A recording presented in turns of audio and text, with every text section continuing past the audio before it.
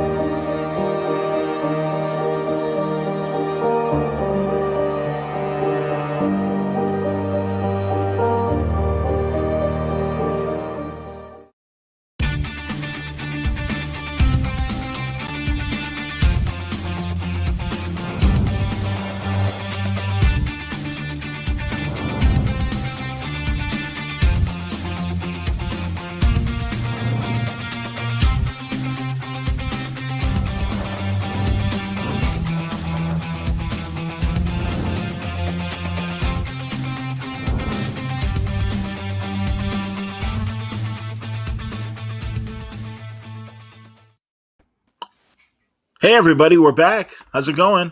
Welcome back. It's another edition of the Oh Yeah podcast. John Suntress here, and we got Francis, who's busy drawing. I believe I'm still not talking to you. Okay, well then I'm glad Mike Nagan is joining us right now. How are you, Mike?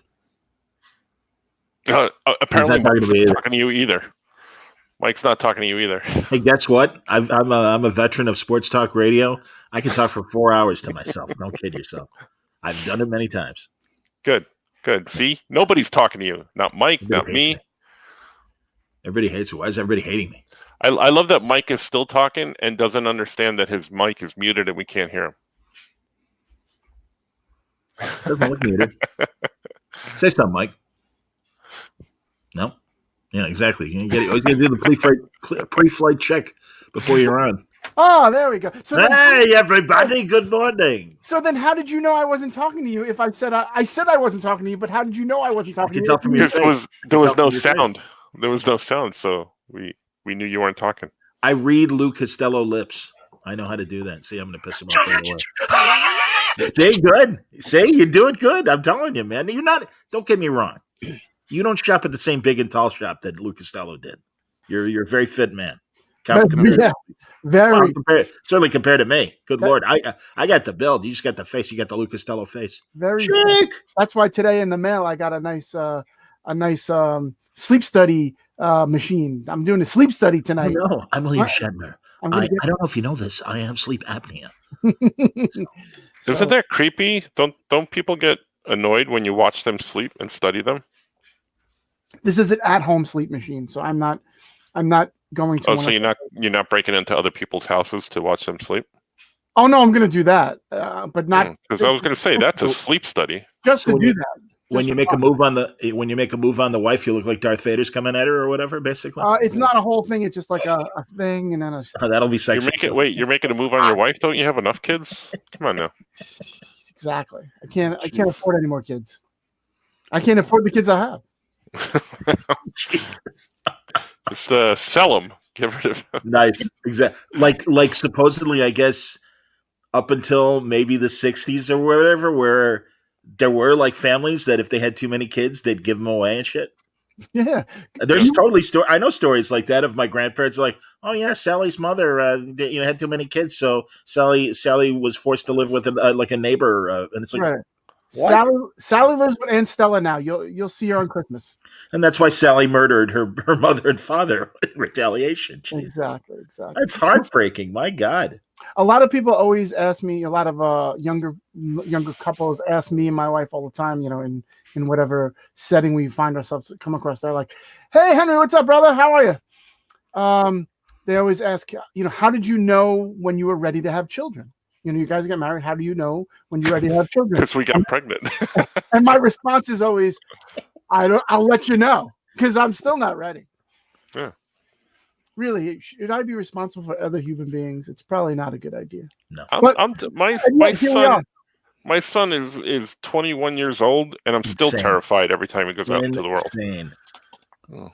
Every time. Every time. How are you, Vince? I'm all right. All right. Did you? And I'll wait for Artie to come on. But did you see Tyson Jones? Oh my God! Already?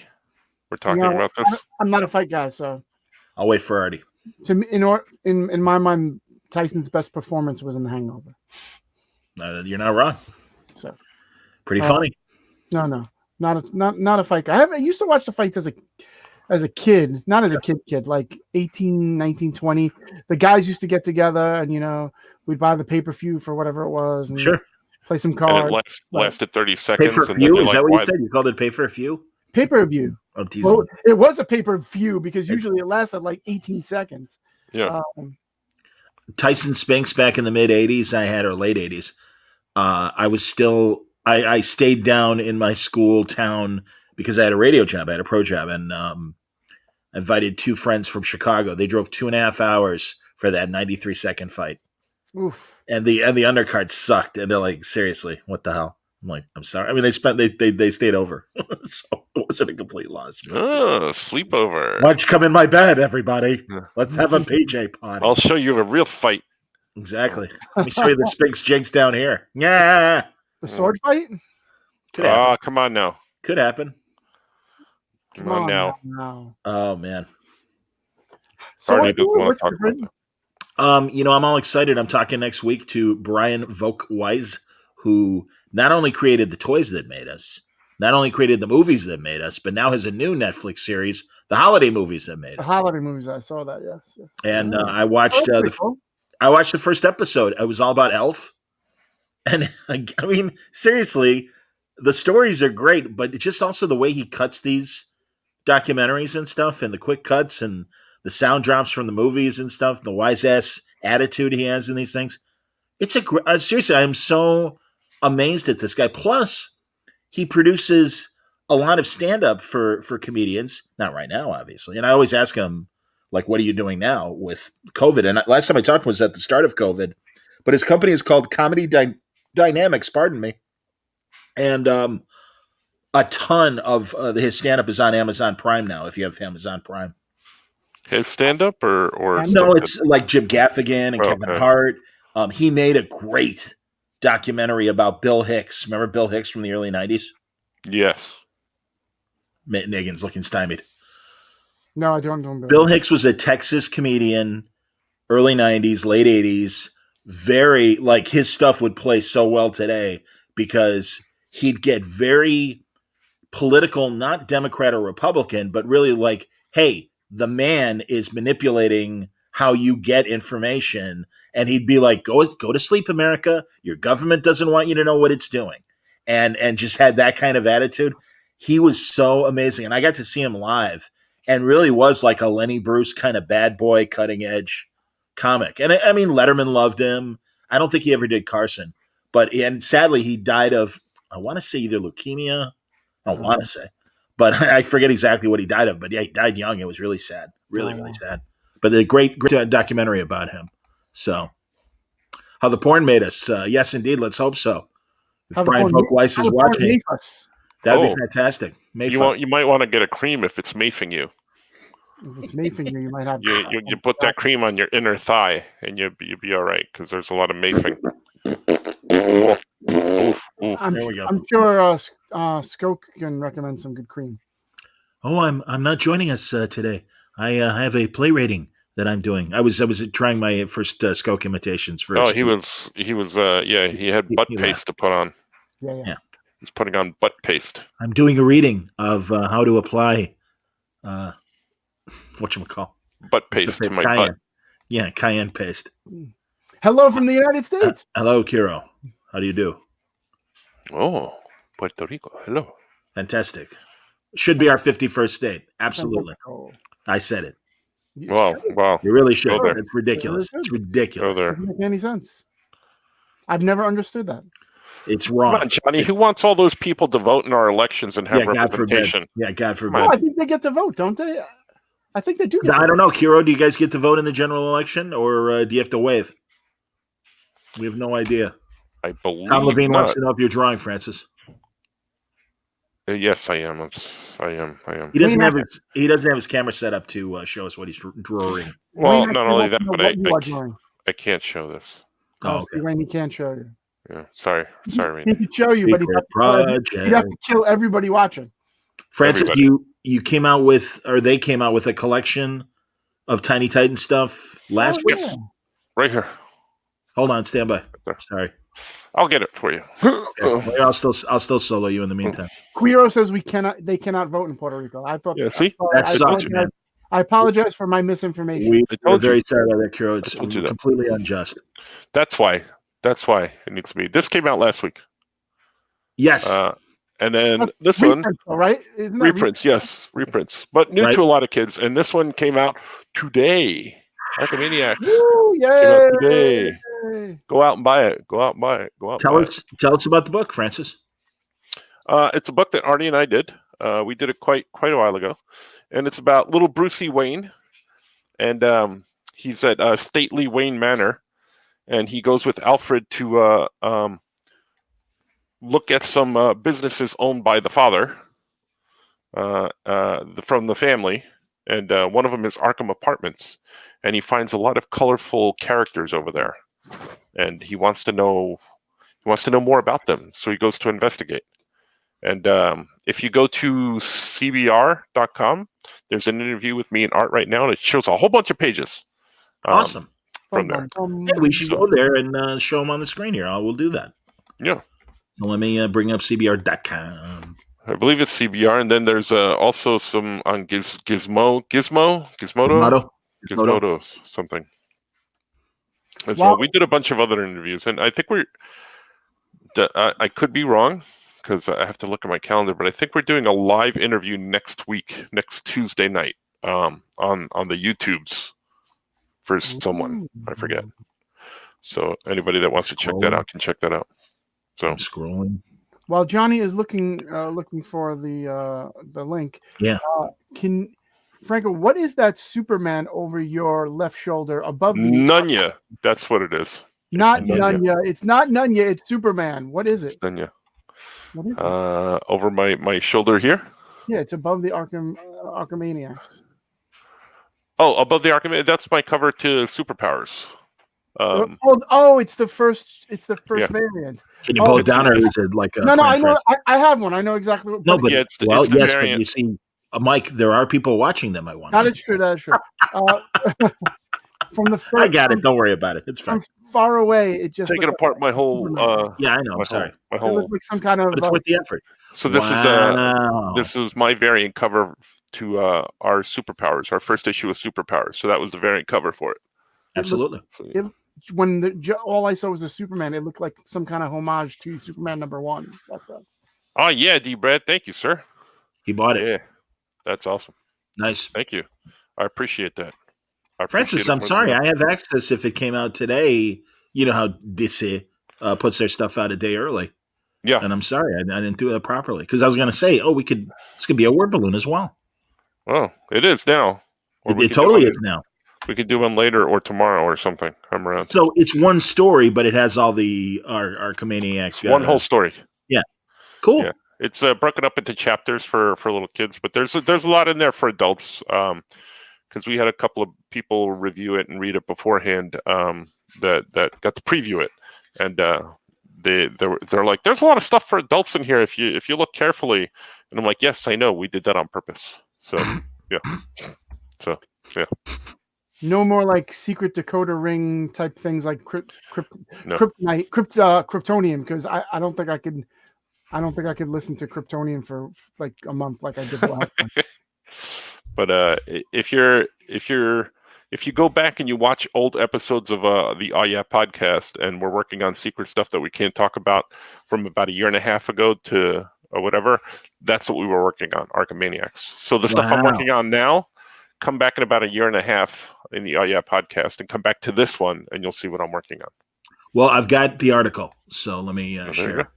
Stand by. Please stand by. Exactly. Please stand up.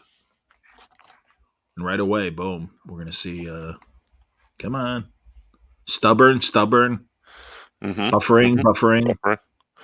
That's why we're blacked out right now. Who turned off the lights?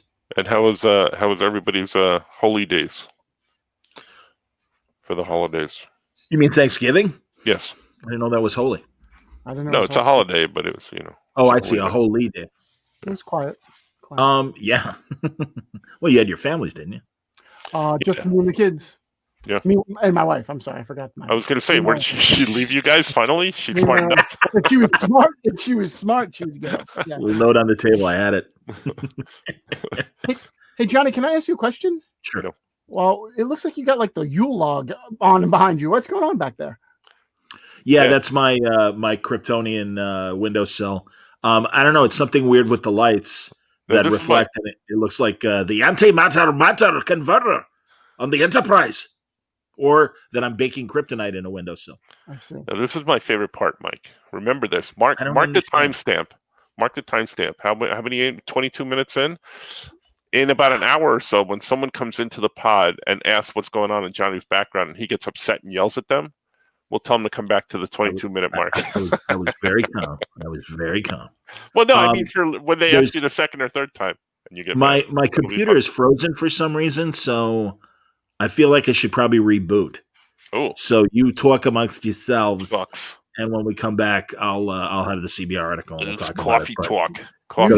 I'll give a topic for you. Some maniacs are Arkham, some are not. Discuss. Oh, okay. That's how we use it. Let's discuss things. We'll wait till Johnny goes away, and then we'll ask why he doesn't like us. And then we'll discuss why we're not going to talk to him anymore. Oh, absolutely. I wasn't talking to him for the whole beginning of the podcast. Yeah, that's what he gets when he does things like he did. I know. I don't know. Wait, Wayne's asking a question. Don't you feel like you're being left out during the Word Balloon podcast? Wow. Who's that directed at? Wayne said, "Hey, Mike, don't you feel like you are being left out during the Word Balloon podcast?" I do, Wayne. Yeah. I actually do feel left out. I love that Johnny's frozen now. We can't. He's just frozen. I feel left out of that. I feel left out of the Star Trek podcast. I feel left out of it all. Well, you're all caught up on the Star Trek podcast, so now you could come in. I'm like Rudolph the Red-Nosed Reindeer. They don't let me play in any reindeer games. I'm like Rudolph the Brown-Nosed Reindeer because I suck up to him. So, but you can come into the Star Trek one now because you're all caught up. Yeah, but I think it would be too heated discussion because I actually like the show and I know you guys don't. No, that's good. You should come in because that's good. Yeah. Send me next time. I'll come. And I have a theory, but I'm save it for the pod. Yeah. I'm gonna save it for that. I have a very big theory, actually. Yeah. Big one. I think it's original, but you guys have probably said it 18 times already. But no. It's good. It's good. It'll be fun. Yeah. So Arkhamaniacs. Yeah. It's primarily focused on little Bruce Wayne. And there's some surprises in there where you're not gonna see some things coming, and we think it's pretty funny. I love when people send me reviews of my own book. I love that.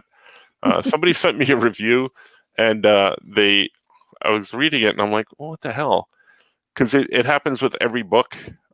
He was going on about how this is so Art and Franco and so typical of them, blah blah. It's funny, blah blah blah. He goes, but this is a pre, it's before Bruce becomes Batman, obviously, because it's Bruce Wayne. And he goes, so this is pre-Batman, and it's hard to read this knowing that in a couple of years, he's going to become so angry and dark and everything. And I'm like, how old are you, first of all? Because This book was not meant for you. I don't get that. They review it as if like they're very offended that we've done something wrong, to them. Right. And not that this is for an audience that's maybe like about 50 years younger than they are, Sure. And this is actually before Thomas Wayne is alive, you said, if I recall you saying that. No, that's a spoiler. Don't tell anybody that. Oh, I thought you said that like 5 minutes ago in this podcast. No, I said they have businesses from the dead that they're checking on. Yeah. Then it's my confusion. Then I do not know if he is alive or not. Yeah. I have no preconceived pre-known information whether Tom Wayne is alive. I had assumed. Then never mind, because I was going to say that was if Thomas Wayne was still alive, it's obviously way before Bruce Wayne becomes angry and vengeful and whatever the case may be. So. But no. But I agree. It's not it's for a certain audience. It's supposed to be light and lighthearted, and I'm sure you guys throw in some foreshadowing in some way, shape, or form. If I know you guys the way I do, I'm sure a little bit. You got to read it though. You got to read. I will. I'll definitely read it. No, I mean in general, but that's the way these critics are like, well, this and that and the other thing, and I'm like, you realize this was not directed at you whatsoever. We put in stuff so that when you read it to your kid, you'll laugh too. Yeah. But it's really, it's not directed at you. We weren't hired to write, we weren't hired to replace Tom King. That was actually someone else. we were hired to, direct it at that new small audience, Right. So it always makes me laugh. And get the kids too invested in the character and reading in general. But then, hey, who's if I read it to my daughter, I mean, she already knows because she already knows Bruce Wayne is Batman. But if a kid didn't, it's like, oh, by the way, Bruce Wayne eventually becomes Batman, and then he gets into Batman books for the kids, and eventually it evolves. And it'll make you feel better because there is no Kryptonian key to decipher things in this one. My daughter spoke Kryptonian for almost a month. There was notes everywhere. I have. Where is it? I have a Kryptonian note here that says "I love you." Oh, I remember that. Yeah, I put it back here. It's right here. It's right there. But yeah, there was Kryptonian notes all over the house for a month that I had to decipher. And I would curse you and Artie each time that she wrote like a 2-paragraph sentence. Oh my God. Nice. I do love that they made a Kryptonian language.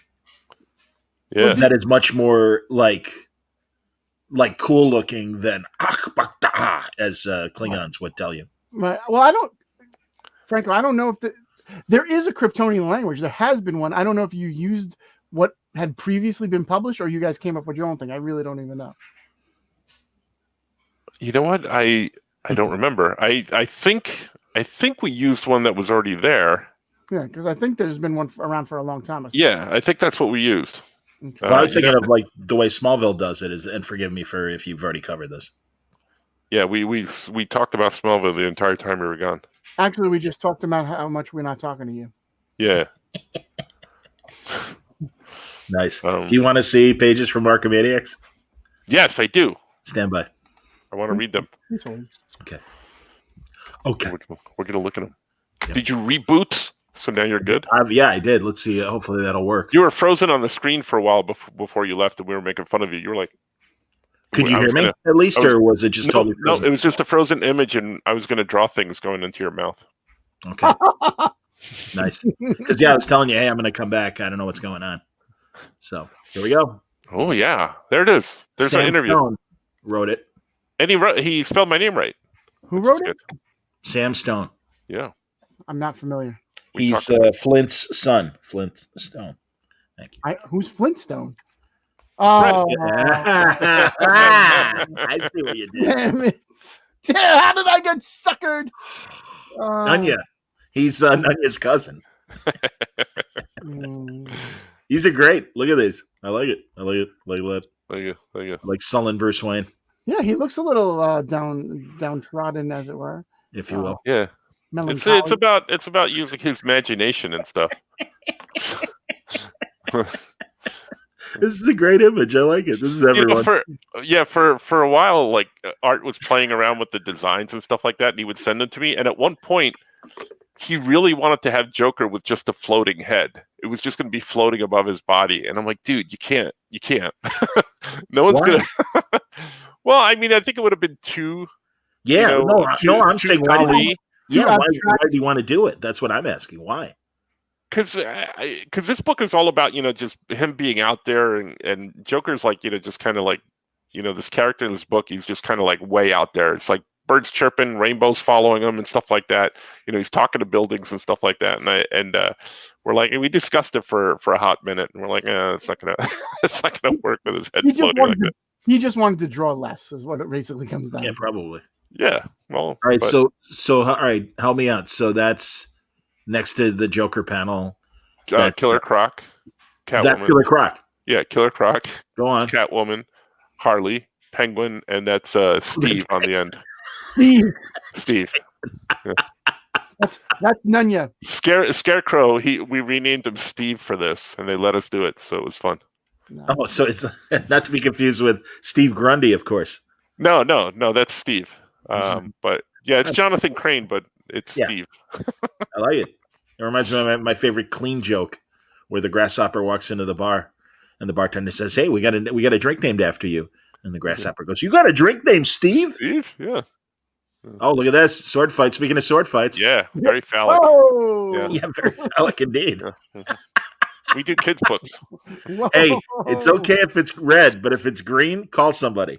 Well, if it's purple, you're holding it too tight. What? Exactly. This is great, man. By the way, my favorite clean joke, two peanuts are walking down a dark alley. One was assaulted. What was this? My favorite dirty joke? A pig fell in the mud. Yeah. Nice. Yeah. I like how happy Pengy is. Yeah. Is that Ace? Yeah. Little Ace? Mm-hmm. Yeah. So yeah, it's good stuff. Good stuff. I'm telling you, I liked it a lot. Oh, look at that at the bottom there. All right, we'll replay these images later when Arthur joins us and get the Arthur commentary on that. But I like it. I like it a lot. I like the part where Arkhamaniacs are there and Bruce Wayne is visiting them and he's got a little sweater vest on. You like the sword fight? Let's be honest. Yeah, I do. Artie will make the proper sound effect when he's here about the sword fight. Boing. Oh, that's awesome. Oh, that's right. Actually, Wayne, I believe, is correct. John Byrne did use a Kryptonian language. You are right, Wayne. Yes. I think that's where we got it. Makes sense. So, yeah. I'm surprised he hasn't yelled at us. John Byrne? John Byrne? Yeah. Mm-hmm. He probably doesn't know. He probably doesn't. I don't think he keeps track of the industry as a whole. Yeah, there was once where he called out Artie or something like that. Did he really? On his message boards or something like that, yeah. And our fans came to our defense, so it was fun. Did he claim like Artie stole something from him? I know he's always saying people steal stuff from him, and it's like, no, like just because someone draws a character that you created, that's what comics are about. Yeah, I was going to say, just because you added to the mythos of Superman and introduced a bunch of stuff, that's not really. Yeah, exactly. Like, that doesn't mean it's yours now. Yeah. Congratulations for adding to the history, but here it is. I'm pretty sure DC owns it all. They do. All right, what are you putting up? Wayne wouldn't yell at us. Thanks, Wayne. Oh no, yeah, I was talking about John Byrne, not you, Wayne. I knew you wouldn't. Yeah. I saw a slightly animated preview of Arkhamaniacs today too. Is there like a GIF or anything like that, or did they make any sort of? Yeah, I posted the link, and DC does that, and it does that. Like a little trailer. It's a little trailer for the book. We might get a copyright warning if we play it, but is it worth doing or no? It's just an advertisement. I don't know that you get. Well, let's see. Let's find out. So you posted it on your Twitter feed? On my Twitters and on my Facebooks and Instas, I think. Okay. I did all the socials. Nice. I just want to make sure I'm not in this book, right? Because you're saving me for the next Superman book. There was a Superman scene in there, but we didn't put you in it. Yeah. Because you're saving me for the next Superman book. Sure. Yeah, wow. Sure. Yeah. Don't forget. Oh, there it is. That's correct. Oh, awesome. All right, good. Yeah, I'll just play from Twitter. from the Stand by. tweets. Oh, Yeah. more. Stand by. It's gonna be fun. This is like the Franco hour. It's great. I love it. Totally. I love it. Good no. As opposed to No. the not Franco hour. There we go. We can talk about all my new projects. Oh wait. Yeah, exactly. Hey, did I just get an email from you, or is that super secret? I didn't look at it yet because it was right before the pod. You did get an email from me, yes. Oh. All right, here we go. It's only 23 seconds.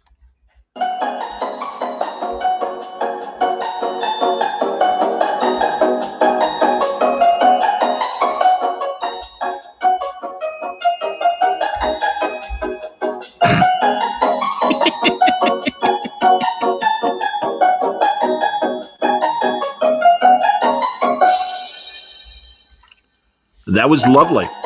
Yeah. It wasn't so lovely that I want to hear it again. Perhaps it's like a kid with a toy. How can I make that music my ringtone? You can download the whole thing and then just keep playing it over and over again. Nice. So Once you marry it, it was wondrous. yeah, it was wondrous. Somebody described the book to us as totally off the hook, and I'm like, if I knew what that was, I would say yes, but yes. I prefer to think of it as a total eclipse of the heart. Yeah, Tyler, turn around.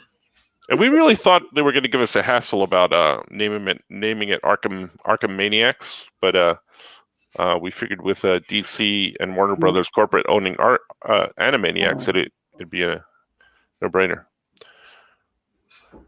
Exactly, Wayne. Yeah, Exactly. Yeah. It's true. Actually, Art and I are doing a 3.5 Jokers book, so you could be in that one. Are you really doing one? No. That's hilarious. That would have been fantastic. 3.5 Jokers. And it should be the bottom half, so it just be like the belt line down. Yeah. Feet just kind of, It'd be What are 3 you doing Jokers, there? and then the half would be one of their penises or something. There you go. Exactly. He does the talking. Didn't they already do that book? Isn't that Batman Damned? Ooh, That's right. Wow. Don't Bad bring crank. up stuff. Yeah. Bad crank. I keep wanting to get Lee Bermejo on. I can't get him. That's because Mike annoyed him and pissed him off. That's why. No, it wasn't even. Was it Lieberman? No, it wasn't Lieberman. It was somebody else. Oh, it was somebody else? No, I think it was him. Was Might it? have been. I don't Because know. I'll tell my Lee Bermejo no. story. Go ahead. Go ahead. Finish. I think maybe it was. My mind is much. What, Go ahead, John. Story or no? No, we're not telling that story. We're not telling any more Oh, you stories can't tell on the that show. story. Okay. So at San Diego one year, they used to have the big giant booth. They don't have the big giant booth anymore. Now they're part of whatever Warner's doing. Warner Brothers, yeah. Which is really sad because that was an amazing booth. And they'd have the stage, so some people would draw on stage and whatever, or they would do interviews on the stage. They just posted a drawing session that Art and I did. They recorded it and they never posted it, and they just posted it yesterday. It was from that same year that we were drawing at the Warner Brothers booth. That was Go ahead. That was 19. I'm assuming that's 19. Yeah. So this is when they still had the giant booth. And prior to that, whenever I would do interviews at conventions, they'd have a separate room for conventions or for interviews. So you'd go and do, whatever. And then they started doing them on stage. And this woman scheduled for me for Lee Bermejo, the woman who used to be the PR person at DC. And I'm like, and I go, so are we going to go to a room to talk or whatever? She's like, no, you do it here. And meanwhile, there's somebody on stage, and I don't remember who the creator was, being interviewed as well. And the PA is really loud. And then they were also playing like coming attractions of the Flash and other stuff. So absolutely, they were yes. Yeah, they were, and the screens were over because they had that room above where you would over the floor, but then the screens were right above you.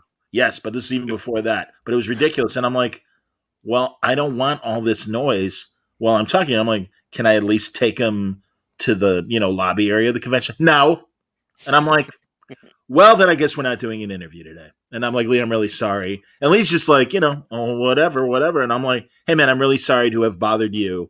That's the last thing I want to do was inconvenience you. I hope that you had nothing that conflicts with this. Hopefully we can set something up on the phone. And I shot a look to this person. I'm like, yeah, thanks for your help. That was really great. Wow. And I'm just like, what the hell? And I talked to, I don't think she was in charge of marketing. And I'm just like, listen, I'm not saying this like, how dare you do this to me? but I just want to kind of spell this out for you how stupid that is for anyone who wants to get useful audio or video. I mean, Did and you I yell have at a her? directional microphone and everything. Did you yell at her? That's not dinner. Well, no, I mean, this said, isn't an thanks for interview. help. I'm like, well, thanks for being cooperative. It's great. You know, This isn't an interview. I'm sorry. This isn't an interview. That's yes. what she yelled. What did Mike say? I'm sorry. Did you clothesline her? No, I wanted to.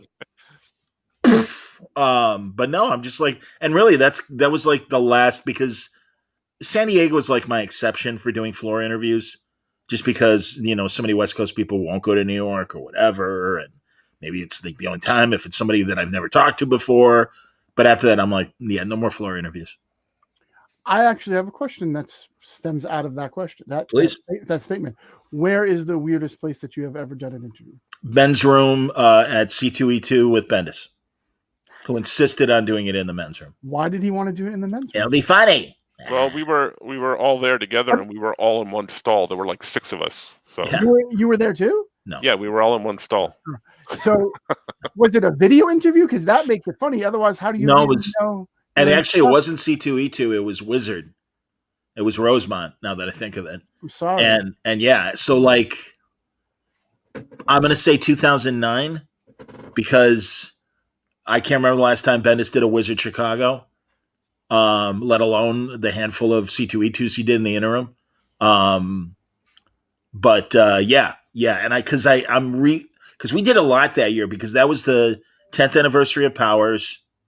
And we were in Baltimore together, and we did a panel there, and a few other times that year. Probably New York too. Now that I think of it, most likely, most definitely. So yeah, it was cool. I mean, not the men's room part. You guys want to? You guys want to see? That's the weirdest. Yeah, I think that counts as the weirdest. You want to see a sneak preview of what I'm not supposed to show you? Yeah. I'm going to show you. Stand by. Here we go. There you go. Interesting. That's all I can show you. Cool. You're doing an adaptation of Edgar Allan Poe's The Raven? Or it's To Kill a Mockingbird, and this is the prequel, so they haven't killed the Mockingbird yet. Could be. Mockingbird. Yeah. You forgot Ing. So, Franco, I have the opposite question for you. Where is the weirdest place you have ever been interviewed?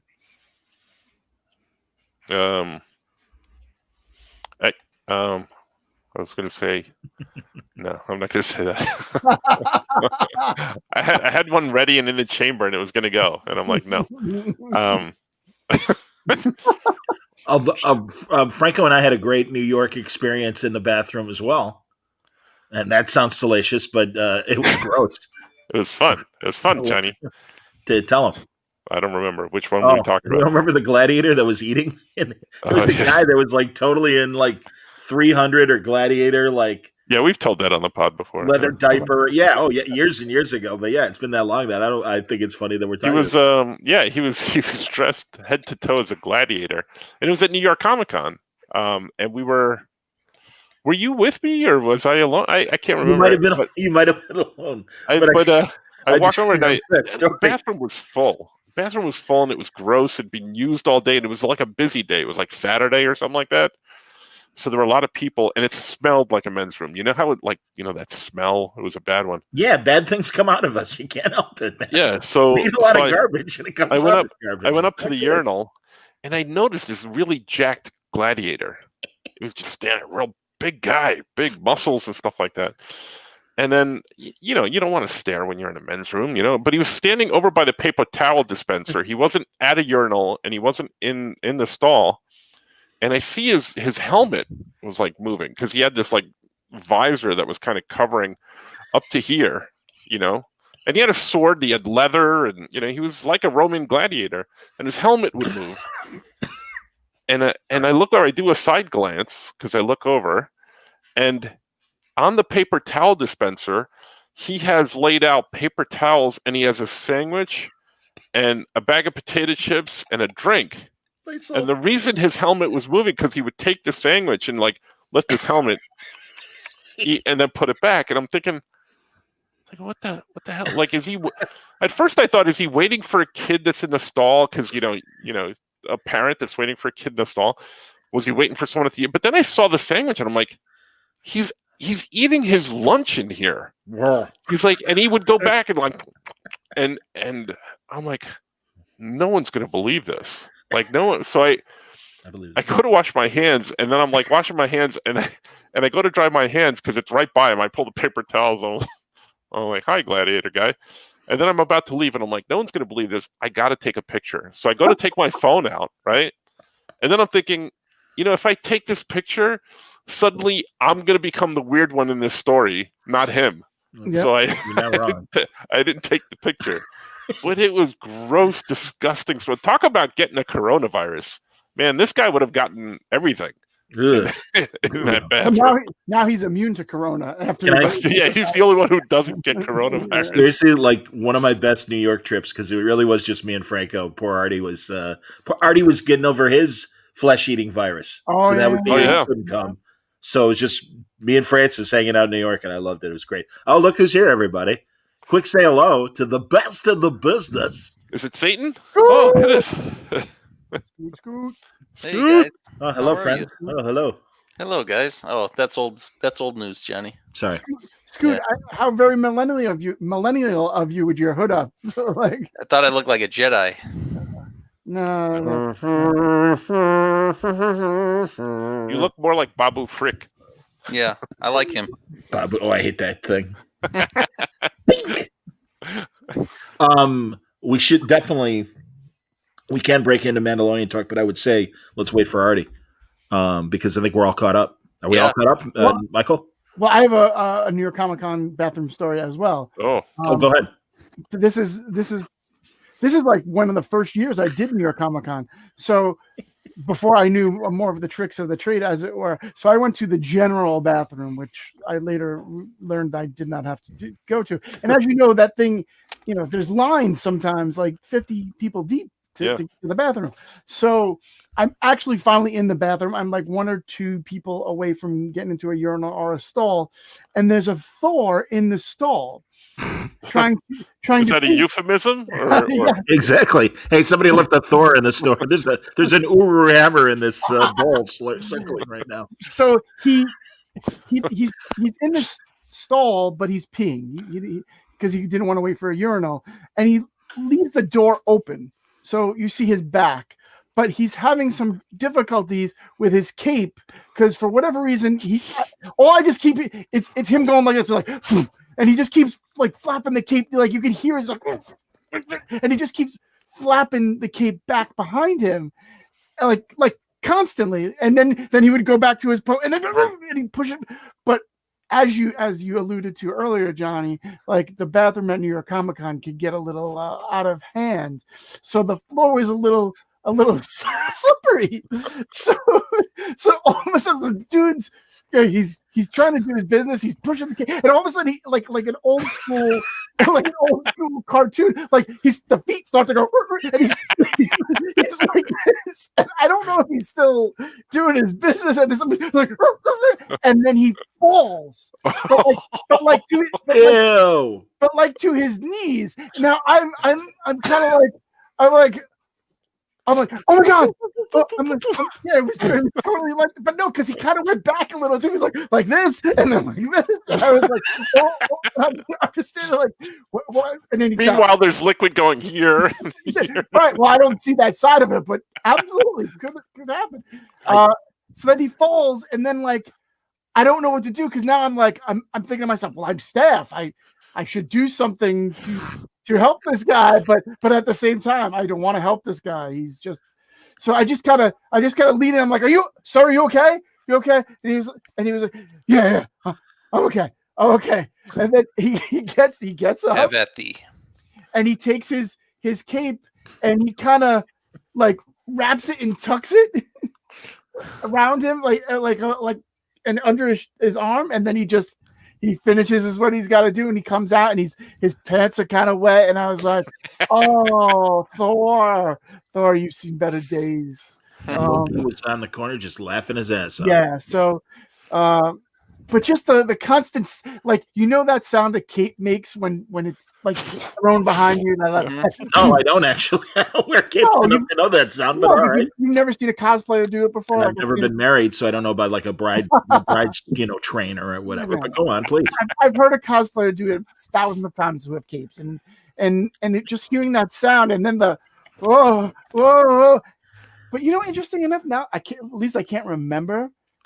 I don't remember if he had a hammer with him, but obviously he did when he was going. But I don't remember if he lost that in the toilet. He's like, no, I'm not getting that. An actual hammer, like sitting on the thing. I don't remember that. But yeah. All right, I have one more bathroom story, and specifically NYCC, and I know I've told this before.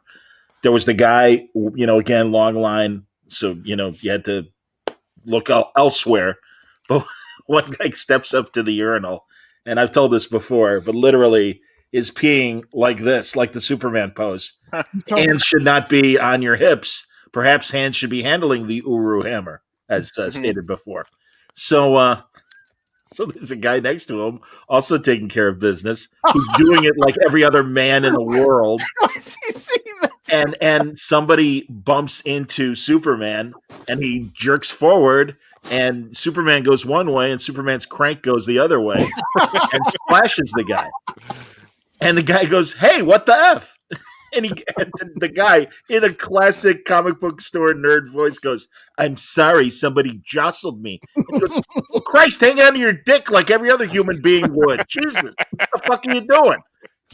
Literally, everybody knows what's going on, and everybody is screaming, laughing for minutes. And this poor guy's got to finish. and walk away in shame. The guy that is my jostled favorite him. bathroom. It is my favorite New York Comic Con bathroom story. The guy that jostled him was Thor. With his Uru hammer. Yeah. Sorry, somebody jostled me. It's all connected in the one bathroom universe. They I don't have one bathroom. It's a terror. I don't have one specific story, but there's always that moment at every show, and I know Franco's been there. It wasn't me, man. No, Mike walks around the show, so he's seeing it all the time. But when you're at your table drawing for a while, you kind of get in like a zone where you're not like out walking around. And then the only time when you get up, you have to go wait in that bathroom at C2E2 or especially New York, and you're around all these cosplayers, and you're standing there, and then you're like, oh yeah, and like I know where I am now, like because I'm at one of these shows, but you're at your table, you don't see all the people like that, and then you go to the bathroom and you see them. And then another funny story I was thinking of, those stormtrooper guys, sometimes they talk through that helmet. Yep. I was at one of the shows. It was either C2E2. I really gotta take a dump. Yeah, they were talking to each other in that helmet at the urinal, two of them, and they're talking. I was like, come on. So I think I'm going to pick up that Batman issue, and then later on I'm going to go to that panel with Neil Adams. Exactly. Hey, buddy, can you spare a square?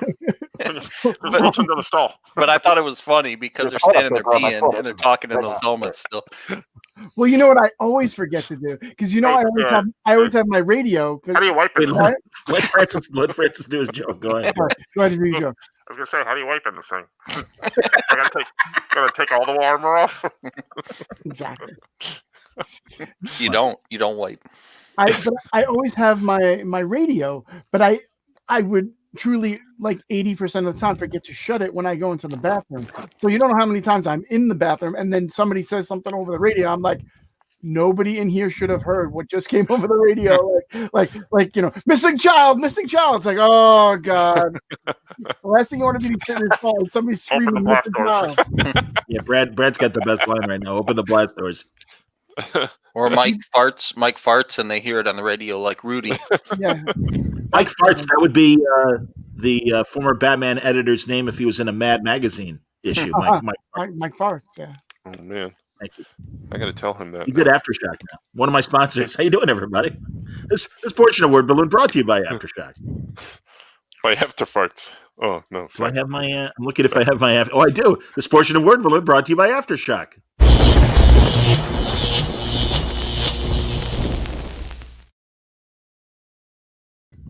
And we're back. And that's what it sounded like in the guy's armor. He opened the blast doors. Exactly. Oh, Jesus. Meanwhile, the gladiator continues to eat. Now he's eating grapes. Like a little flap, but like a child's onesie, but it comes out, but instead it squeaks because it's kind of like it needs a little oil. It's like, Hey, XT1, I gotta go back to the Death Star. I gotta change my armor. Let go, Luke. Artie, I expect you to Scooter Franco. I expect you guys to draw this bathroom scene with all the Gladiator, Thor, the Stormtrooper, the Superman, the extended bathroom universe. Like I said, the Comic-Con universe. Yes. I just want to point out, guys, watch the screen carefully. I was like, oh, we're too far away. Let me zoom in. Yeah, that's better. Much better. You got my good side. Oh wait. Good. Real I can't see the glove. I see Wayne is asking a question about Emerald City in New York. So Emerald City will be the week before New York. Not the week before New York, the week before C2E2. This has already been announced. It'll be, December 2nd through the 5th. And New York is, I don't think it's been announced yet, but New York is always the second weekend in October. Just if there will be a New York Comic-Con, which we're all hoping and praying there will be one, yes, that will be the second week in October, like it always is. Okay. Ed at YouTube wants to know if there's any news that was revealed at Brazil's CCXP Comic-Con experience. Is that a read show? I don't know if it is. No, it is not a read show. That's Brazil, CCXP. You'll have to talk to your friends in. I actually do know the people who run that show. They're amazing people, and that was a really awesome. It was a really great online show. I don't know if you had a chance to look at it, Johnny, but it was really. I truly haven't, and I'm glad to hear about that because I do. I'm all about the online shows. I love that stuff. You know what I want to know is when is the next John Con? That's what I want to know. Seriously, it's funny. Honestly, you and Shelley Bond and Dean Haspiel have all asked, so we should plan something either pre or post holiday because that week. Honestly, I was trying to come up with some idea for something online the week between Christmas and New Year's because like regular TV and regular radio take the week off because it's not a rated period. Yeah. So like literally if you have your favorite morning show or whatever radio people you listen to, if anyone still listens to the radio, they're all on vacation. TV does nothing but reruns because it's just a dead period. And I'm like, well, let's do something online and do something fun. So maybe John Con. I don't know. Yeah. I'd like to be invited to John Con this time. I don't know, Mike. I'm going to put you in there when you're in a Superman scene in one of Francis. I was invited to the first John Con, but I think it was a pity invite. Mike, you can come. It'd be fine. It was a pity invite, I think. Scoot can't come. By the way, Scoot will be bent over not talking. That's why he's the best in the business. Sure, yeah, we had Phil Jimenez and we had Liam Sharp and me. I was there. Franco was there, and we had it was the only show. Sal told great stories. It was the only show this year that I was invited to that I wasn't cut from. So, Frank, we go to Sal and we go, hey, I'm like, tell us a funny con story. I go, yeah, tell us a con story, and he goes, you want a G story and an R story or an X story? And we go, I don't know, tell a G story. And he's like, well, they used to have the one bar at the Hyatt where most of the hookers would congregate. That's the start of the G story. Yeah. Chris Cantwell's like, that's a G story? His rating levels aren't the same as the rest of the world. Yeah. You'll know in your finer strippers, the tassels don't really cover the entire area of the boob they should. Is this on? Father, are you getting this? Rabbi? I'll tell you a story about Sal. I think I may have told this too, but the first time I met him, the first words out of his mouth were, I had a vasectomy. Those were the first words out of his mouth to me. And I'm like, hi, and you are? Was that at Comic Geek Speaks show? Yeah. I am pants. Where he wanted to go to dinner and he didn't want to wait for me. Right. Because I was no, that's as you know, that's the cardinal rule about Sal. If he says meet in the lobby at 7, you are in the lobby at 7, and it's 7:01, you're late. Yep. No excuses. Absolutely. No guy. Again, he's a prince. I'm like, if that's all I need to be your friend, I can be punctual. Don't worry about it. Going back to CCXP real quick. Yeah. I did watch it. Ed, the most interesting thing they had a lot of interesting stuff, but if you're looking for announcements and stuff, I don't think they had any big reveals per se, but they had some cool trailers. But the coolest thing they had, to me, trailer-wise, was they showed new footage for Wonder Woman. So Let's talk about that for a minute, because Artie probably won't know about it. HBO Max. What do you think of the whole streaming thing? I'm okay with it, actually. I know. Yeah. I'm indifferent. I know a lot of theater people aren't, and honestly, I would love to see Wonder Woman in a theater, but given the way things are, I'm okay with them putting it out here. I feel the same way. How is it gonna? How much money is it costing them to keep it on the shelf? As well. Yeah, yeah. And it's interesting. I heard, and I don't know if there's been any development since yesterday, but Legendary is like trying to find a way to block it or whatever with the Kong Godzilla movie, and I forget the other Legendary movie they're doing. Was it Dune? Oh, yeah, maybe. I know what was not Oh, they were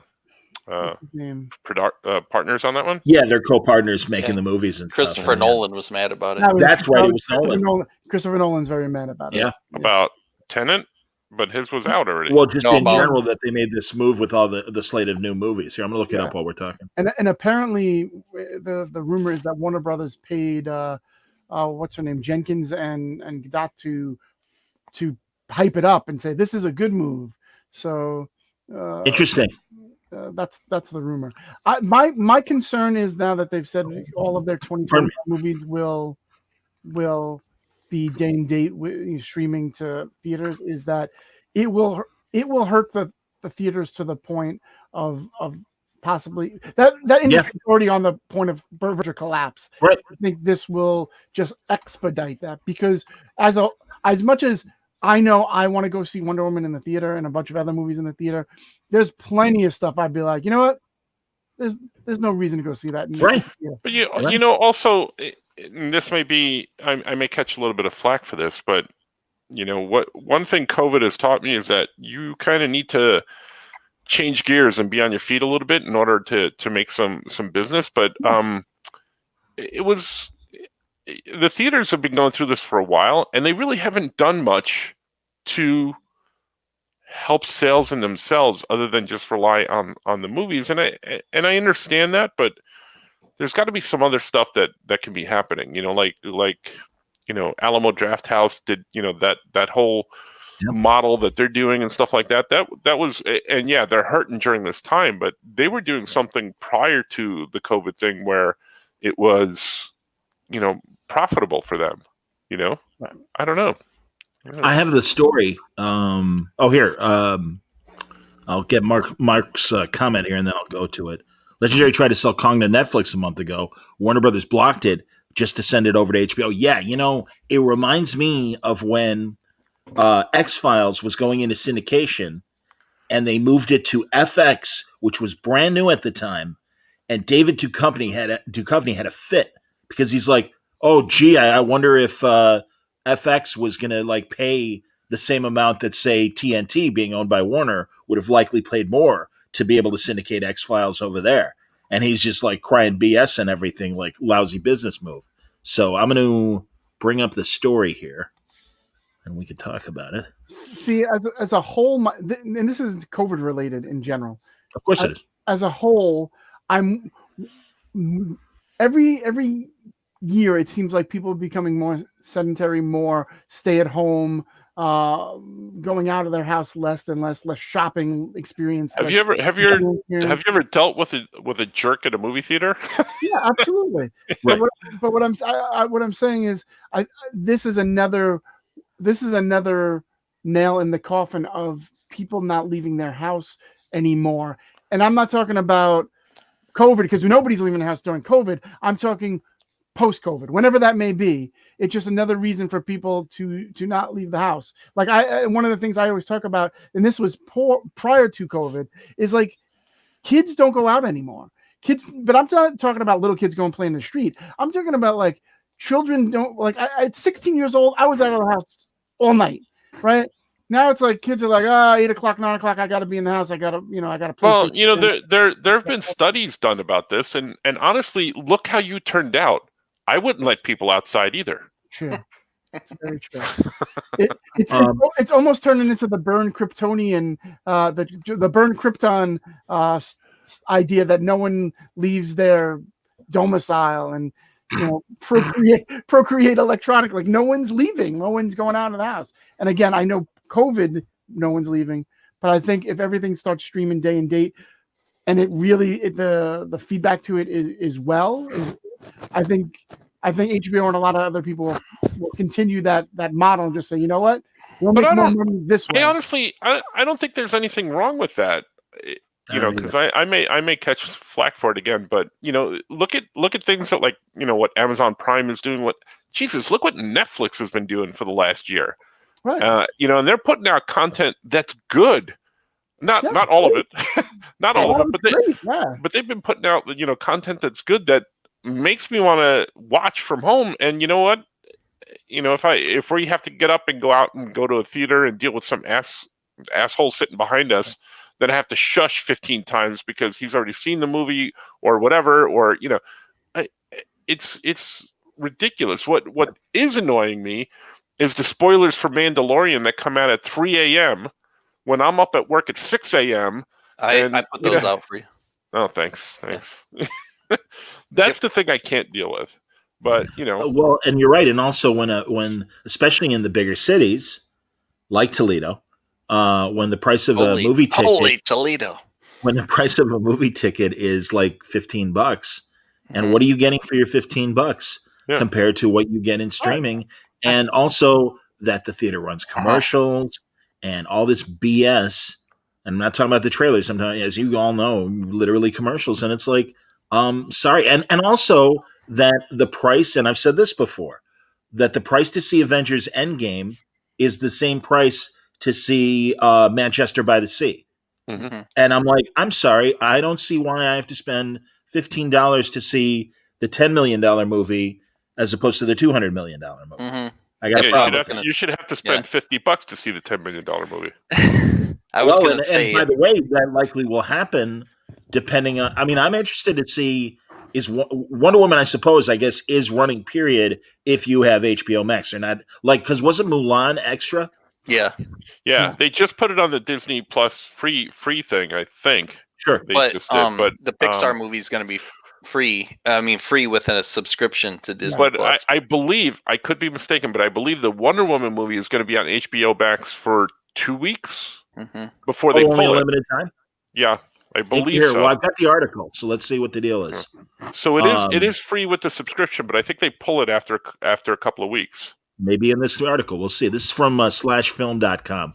Godzilla vs. Kong or Legendary versus Warner Brothers? Which one has the more potential to be the biggest standoff of 2021? Either way, Legendary Entertainment will be involved in some legal capacity. The production company behind upcoming tentpoles Godzilla vs. Kong and Dune were notably blindsided by Warner Brothers' decision to give a day-and-date debut to its entire 2021 theatrical slate on HBO Max. Legendary was unhappy with the decision, especially since they were reportedly only notified of the choice on the day of Warner Brothers' game-changing announcement.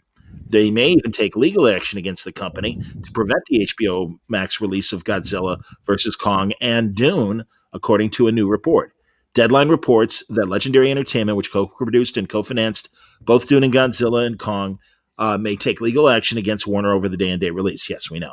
Legendary will reportedly send legal letters to Warner Brothers to challenge the day-and-date release of its two films, on which Legendary wasn't consulted before the unprecedented streaming release plan was announced. Legendary certainly has every right to do this. The company provided 75% of the roughly $165 million budget Well, of you can Dune. see why they don't want to do it. Yeah, and put up a similar amount of the funding on Godzilla vs. Kong. Warner Brothers made the decision without consulting Legendary and without providing the option of going to a third-party alternative like Netflix, which apparently was willing to fork over $250 million for Godzilla before Warner Brothers blocked the deal. Instead, Legendary said the Warner Media decided to go forward with its day-and-date release plan without consulting any other studio. Deadline also notes that at least 3 other films that were majority financed by other studios could see their initial theatrical deals undone by the HBO Max option. Warner is bound to see more blowback from its HBO Max release plan. The films are guaranteed to lose money by debuting day and date in theaters and at the streaming service, putting producers like Legendary in a sticky situation. The HBO Max plan also brings up issues with back-end deals with filmmakers and cast members who typically earn bonuses, based on box office performance. Here's Wonder Woman. With Wonder Woman 84, Warner Media is reportedly paying out bonuses based on the projection that the film would have earned $1 billion at the box office per the playlist. That's who's reporting this. With films like Godzilla versus Kong and Dune, where the promotional box office is unknown, it's unclear what Warner Brothers will do. So there you go. Right. Well, when in this type of model, there has to be some kind of what's the revenue split for streaming. See, it's hard to calculate because, especially if you're not charging for the film, unlike Mulan where they charge $20, you're not charging for the film. It's part of the subscription. How do you calculate what part of that subscription for that person watching goes to Legendary, right? So do you calculate the number of people that have watched for you? Because I'm sure they can do all the analytics to figure out, all right, these are the amount of people who watch this film. We get X amount of subscription money for them for a year. Legendary, you get this % of that money because of that. But still, it won't add up. It doesn't matter to Warner Brothers, because what they're trying to do is drive bodies to the HBO Max. So they're going to make their money one way or the other. Yeah. Right. By the way, lots of people are saying they read that Wonder Woman would be out for a month on HBO. Oh, okay. Max. So it'll be out for 4 weeks for a month then before they pull it. Yep. That's cool.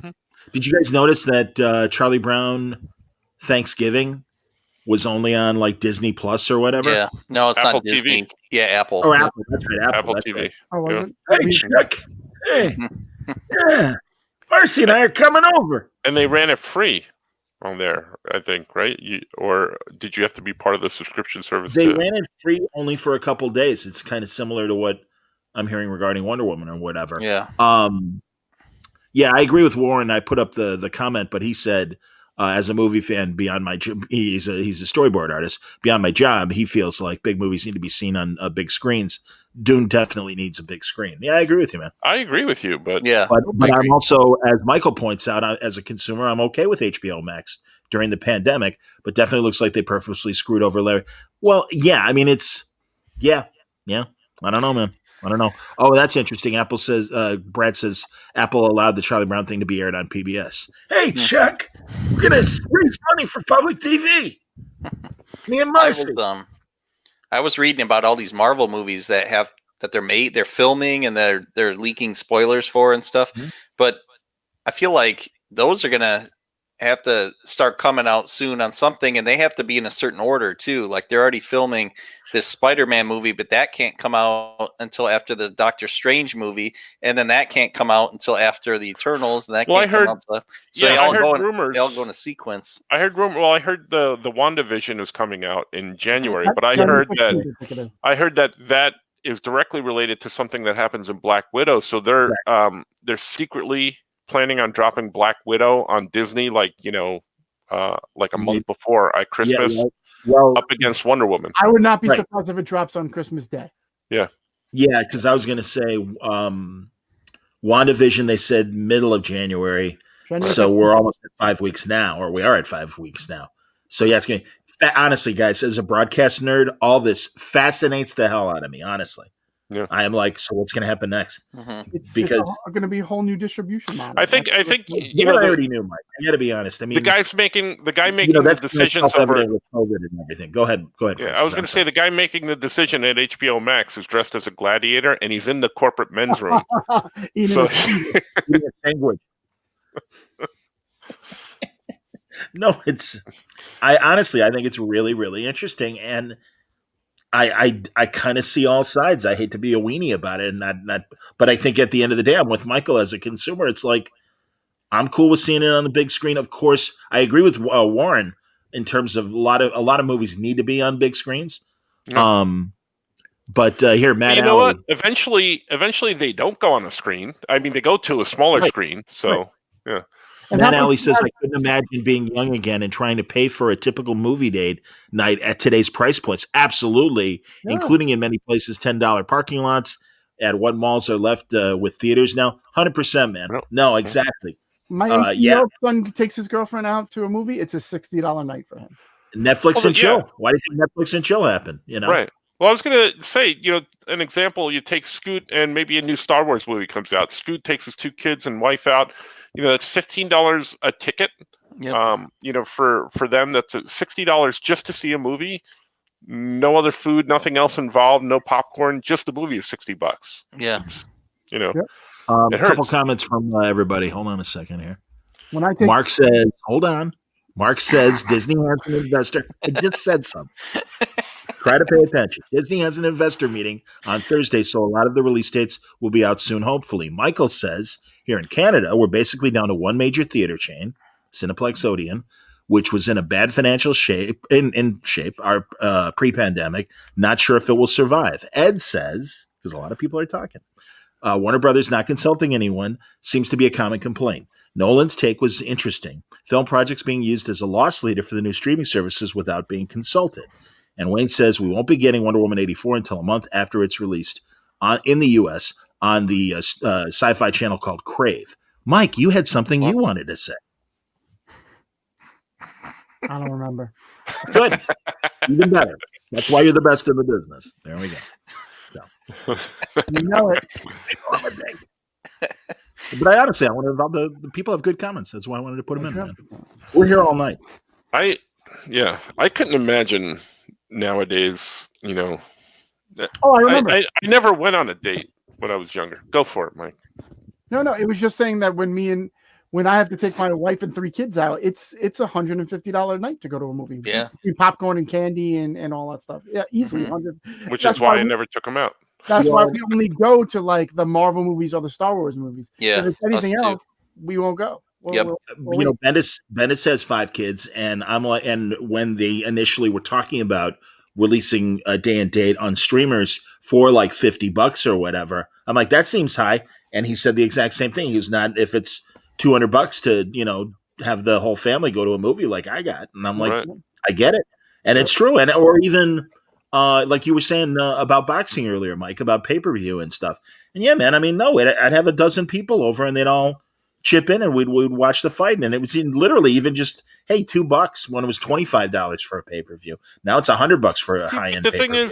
The thing is for a movie like Mulan when it was released, I had no interest in seeing it. So I'm like, if it's on Disney Plus, I'll watch it. But if I have to pay $30, I'm not going to watch it. I agree. Wonder Woman comes out on HBO Max. If they're charging $20 or $30 to see it, I'm going to pay it because I see. No, I know, but I'm saying if they were charging the $25 or $30 to see it, I would pay it to watch it at home on release date. Because another thing I've heard is that, and I don't understand this because I get HBO Max on my devices, not on my big screen, but because I have an Xfinity account. And actually, they just started dripping in a little bit of HBO Max content on Xfinity. So as an HBO subscriber, whatever, but I've got access to it. They announced how many subscribers HBO Max has since they debuted, and it's less than 10 million. Yeah, it's not. It's over 12 million. They just talked today. Okay. It is, but it is small compared to Amazon. But they're on track. They're on track for their projections. In 5 years, they want it to be at a certain number, and they're ahead of that number as of right now. Okay, because meanwhile, as you all know, Disney Plus, only being a year and change, is already at like 75 million for North America. See, but Disney Plus is only $7 a month, whereas HBO is like 15 or 16 bucks. Right. Mm-hmm. I've actually heard conflicting stories, Franco, as far as from what I understand, the Warner Brothers folks are very disappointed in the numbers that they have for HBO Max subscribers, and and they were anticipating having like almost 10 times that number at this point. And they don't have, because of COVID, I'm just going by the article I read today, programming that they had intended to have at this point, partially because of COVID. They nixed that Game of Thrones show that was the sequel show. Sequel or prequel? Whatever it is, I don't remember. And I don't even know the status currently. I know it's coming. The Sopranos prequel as well. Yeah. So really all they had was that one West Wing play performance they did of that voting episode, which is a great episode. And as a massive West Wing fan, I thought it was cool. But yeah, I mean, again, I already had HBO Max because of my subscription to See, Xfinity. This is the time that they should, they should be getting more subscriptions than ever. Yeah. The fact that they didn't have the content to well, part of that reason that they don't have it is they don't have a deal with Roku, and Roku is like one of the biggest streaming platforms out there. They have like 50-something million subscribers just on or Roku users. But you still need to buy a subscription to HBO Max through Roku, so it's not like it's thrown in with. Yeah, but there's a lot of families out there that, like we have a smart TV upstairs, so we get HBO Max on that. But we cut the cord, so we're not cable people here. So I have a Roku, and honestly, I prefer Roku's over Amazon Fire Sticks because the Fire Sticks would always like screw up on me. But how many people out there are buying like a Chromecast or a Roku player or a Fire Stick? You only kind of just basically stick to one, don't you? You don't buy across different platforms like that of streaming sticks or players. But HBO Max plays on any of those devices, doesn't it? HBO Max does not play on Roku. They don't have a deal. On Roku, no. Oh, I did not know because I have a Fire Stick. It plays on Fire Stick. That I know. Yeah, the Fire Stick it plays on, but it doesn't play on Roku. And Roku has like the bigger subscriber base right now, or the bigger usage. Right. But and especially people who don't have smart TVs and everything. And it's all about the money and who gets it. So they're at a I don't have HBO. I don't have it. I haven't signed up for it yet. Don't know if I will. Do you have? I got it just for Watchmen, and then I wound up staying. I understand. No, they have a good chunk of Turner Classic Movies available there.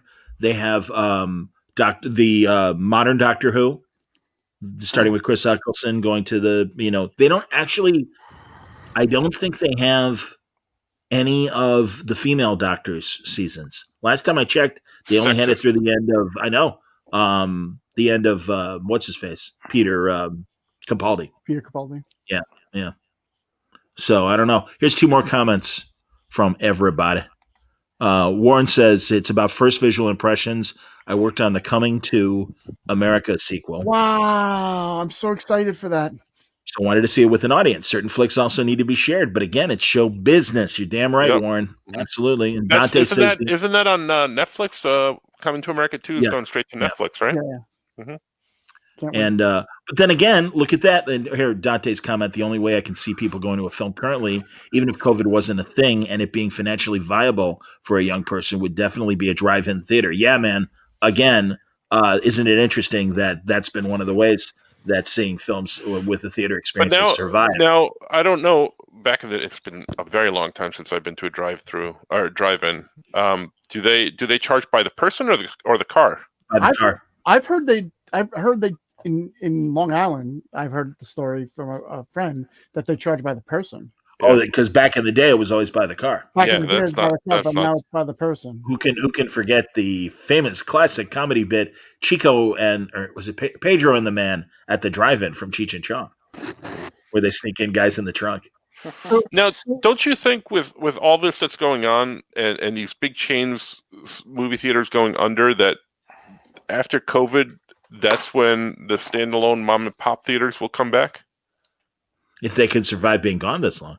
I think the problem is going to be the cost for them to reopen, because to be able to license out these films it's going to be ridiculously expensive. I don't know if the non-big chain theaters are going to be able to afford it. Well, and also, I forget it's Cine something, the convention that used to be called Show West, that was an industry convention specifically for theater owners, both private and the chains, and the studios would basically do like the network TV, in the spring when they're like, hey, this is what's it? Upfronts, yes. The upfronts. So it was the example of upfronts for cinema. And I think it was Cine West is what you said, right? Yeah, thank you. Yes. So that they were already in trouble, and theater chains were kind of already at odds with movie studios prior to COVID. So it's a very weird, wacky time, very weird stuff, as Johnny would say. So let's see more comments. Everyone, boy, this is great, man. We got a good topic here. Mark, Max has a great library of content, but they should have waited to launch with a big show a la Disney with Mandalorian. Sure. And they were planning to, Mark, but then some COVID got in the way. Mm-hmm. And then Steven says, when I recently upgraded to AT&T Fiber, they gave me HBO Max for free. No trial period yet. Indeed, yet. That's true. Michael's right. Not a big show, but Raised by Wolves is one of my favorite shows during the past year, which is an HBO Max exclusive show. And I don't know what I guess he's referring to my theater con thing, NAPT. I don't know. The National Association of Paper Toilets. I don't know. I don't know. But yeah, man, I am blown away with what's going on, and I have no idea how it's going to. We won't know. I mean, again, as reported earlier today, the vaccine is already being deployed in Great Britain, but they're saying I think most reasonable scenario, late spring. Yeah. For wide deployment here in the States. Yeah. So, John, I hope you keep the tradition alive and waited to watch the West Wing special until you first watched an episode of Star Trek Voyager. You're right. I used to blow off. I'm sure I've talked. Obviously, Ed knows. He watches. He listens. I used to blow. I was such a Star Trek fan. I never watched the West Wing. I would watch stupid Voyager. With everything. Listen, we've done this a million times before. Yeah, I know, but it's Star Trek. I got to be there every week. So Michael says, I've never been to one, but the Alamo Drafthouse theaters seem like a worthwhile model with no cell phones, no disruptions. It looks like they're trying to make an experience. And as you or somebody else said earlier, food, which I agree. I think which is not the greatest, but if you're going, they have something besides just popcorn. I love their milkshakes. It's awesome. Well, you guys know. I was going to say, I also do like their model of if you come 10 minutes late, they will not let you in the theater. And Mark and I have been to Alamo Drafthouse where we've sold items from the store from Arkhamniacs on opening nights of Star Wars and stuff like that. And we've seen people get into arguments with the manager because they bought tickets and the manager was like, well, we'll refund your tickets, but we're not letting you in the theater because it had already started. And I was like, wow, that's awesome. And if you talk and complain, they'll throw you out. That's awesome. Because, man, I'll tell you, the theaters that are near me, and a couple of them, especially during warm weather, they're walking distance from where I live.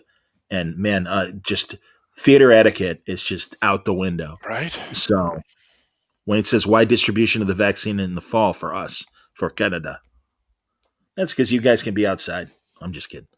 I hope nobody gets it up there, and it's a terrible thing. And we'll all get through it eventually. As soon as President Cheeto's out of office, so I'll never leave. Not that I don't care about people talking in the theater because that actually absolutely drives me crazy. But I will take whispering in the theater over people on their cell phones any day. People on their cell phones gets me so enraged. I feel like getting up and slapping the phone out of their hands. Like there's that bright light in the middle of the theater. Yeah, it's distracting. Crazy. Especially when you see people just, they're scrolling through Facebook or whatever. It's like, why? I tried to get Scoot to put his phone away, but he won't. Well, that's because I knew it annoyed you. So yeah. There's the theater that's across the Movieco. That's the theater that's across the street from the Stevens Center where they have Wizard Chicago. Where we saw Planet of the Apes. Yes. And didn't we do a pod from the parking lot there with the planes overhead? Didn't we do a pod once from the parking lot there with the planes overhead? No, that was a weird place we did a pod. That's you guys true. Did, yeah. That's true. Oh no, I forgot. I thought you could eat at Movieco. They have a restaurant in the theater. They have a restaurant, but I don't think you can bring food into the screening part proper. But there are a ton of other places. We don't have an Alamo Drafthouse, but we have a couple other chains that have decent food and burgers and things like that. So, I like Canadians, Wayne. That's not true. I like Canadians a lot. The truth, Wayne, is that he doesn't like anybody. I'm just an evil, bitter old man. Yes. Bitter old man. It was my birthday last Wednesday. I'm not looking for sympathy because I forgot Francis' birthday. Like an idiot. Mm-hmm. But I am still the oldest person in this podcast. That is true. But only by a couple of weeks because my birthday was right before that. Yeah, but I'm older than you. Oh, yeah, that's right. Yep. Although I love the progression of birthdays because Tom Taylor is on November 29th. Greg Rucka is on the 30th. Matt Fraction and Dave Walker are on the 1st, and I'm on the 2nd. Seriously, you remembered all their birthdays, but not mine. The only reason why because we were all in a row, and they're sorry. Wow. I understand. I always have to ask. Chucky is 2 weeks. He's the 16th exactly. 2 weeks after me on the 16th, and I always have to I'm like, I know you're in middle December. Yeah, 16th. I'm like, all right, there you go. And it's literally 2 weeks. 2 weeks after mine because I have a friend who is November 18th and is 2 weeks before mine, and I remember their birthday. I know, Francis. I'm sorry. That and August 6th is my friendship birthday nexus where literally I know 12 people in the comic business, old high school friends, college friends, former girlfriends. They all have August 6th as their birthday. Wow. And you remember that date, but you don't remember right off the top of my head, Vanita Rogers and Don Kramer, right off the top of my head. They're two people. It's easy to make up names off the top of your head. Yeah, sure. I could do that too. Yeah, hey, thanks for chiming in, Scoot. My wife's birthday is August 6th. Max Smith, his birthday's that day too. What'd you say, Mike? My wife's birthday is August 6th too. Oh, don't remember. Don't forget that. I know. So. Whoa. Was that a cough and a fart all at the same time? Because that hurt. So it's Giuliani impression. I should only be in the NYCC men's room right now to. Julie, get the mystery van. We got to find out where those sounds are coming from. It's your Rudy impression. Oh, Jeff Balke says they look good. Thank you, Jeff. Good to see you. Jeff Balke. How are you? And Wayne points out he's older than me. Thanks, guys.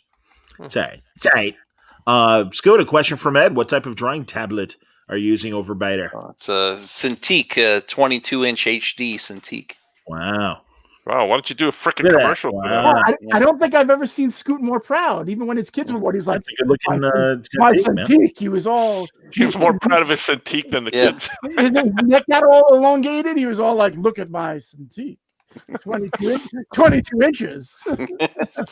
Are you really exaggerating that 22 inches, Scoot? Come on, pull out the tape measure. I want to know for real. It's really only like 6 inches. It's the Thor from the restroom, 22 inches. Funny. Oh my god! No, the marijuana comment makes me think. Before we were recording, I was watching Archie Bunker's Place. Talking about marijuana. Someone didn't Scoot make fun of the fact that I was smoking or something like that? I think you were just smoking it, and then you're all wacky now. Yeah. Anyway. I don't know. It's probably it's like a bad marijuana kind of Hey, I accused you of making up fake people, Johnny. Yeah, that I remember. That part I remember. Johnny's on the goofy stuff, man. Senior moment, clearly a senior moment. Anyway, back in on 12. So speaking of Shetland ponies. Oh wait, I got a story about marijuana. I was watching Archie Bunker's Place, which is the aftermath of All in the Family. Not a good show. No, it was better than Aftermath. You're right. It was slightly. Yeah, you're right. The first season still had Gene Stapleton. That's true. And then they kill her in the second season. Your heart's broken. Yeah, heartbreaking. Just because Archie cries. It's like, oh man, you don't want to see Archie cry. Jesus. No. So this is last season, fourth season, and Stephanie's 16 or 17. I mean, it's like a full grown kid. And the other niece, Billy, Archie's brother's daughter, but they're doing laundry. Way in the weeds here, Jesus. I know. I'm sorry. They're doing laundry, and Archie Billy pulls out a baggie out of Stephanie's jacket. I remember this episode. Wacky weed. I've never seen it before. It blew my mind. And Archie's thinks it's the older kids, and is like, "Get out of the house." Right. And she takes the blame, right? Yes, because she's like, oh my God, you're gonna crush him if it's you, Steffi. Right. So it was a very special lift.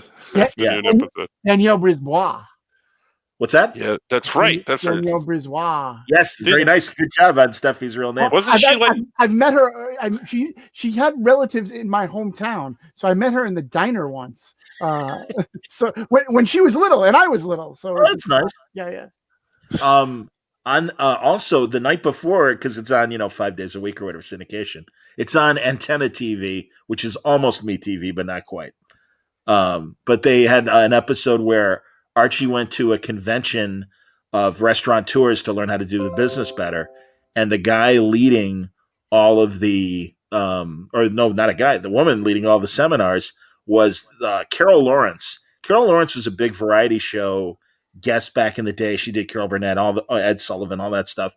Well, first of all, Carol Lawrence's backstory: her father was in the mob, and she was a talented singer, kind of in that Mel Torme, Robert Goulet, easy listening kind of Robert Goulet, boring music and stuff, but very talented. But literally, the mob would go to jukeboxes and play, like, first, because the mob ran like how you got jukeboxes and stuff. They ran all that.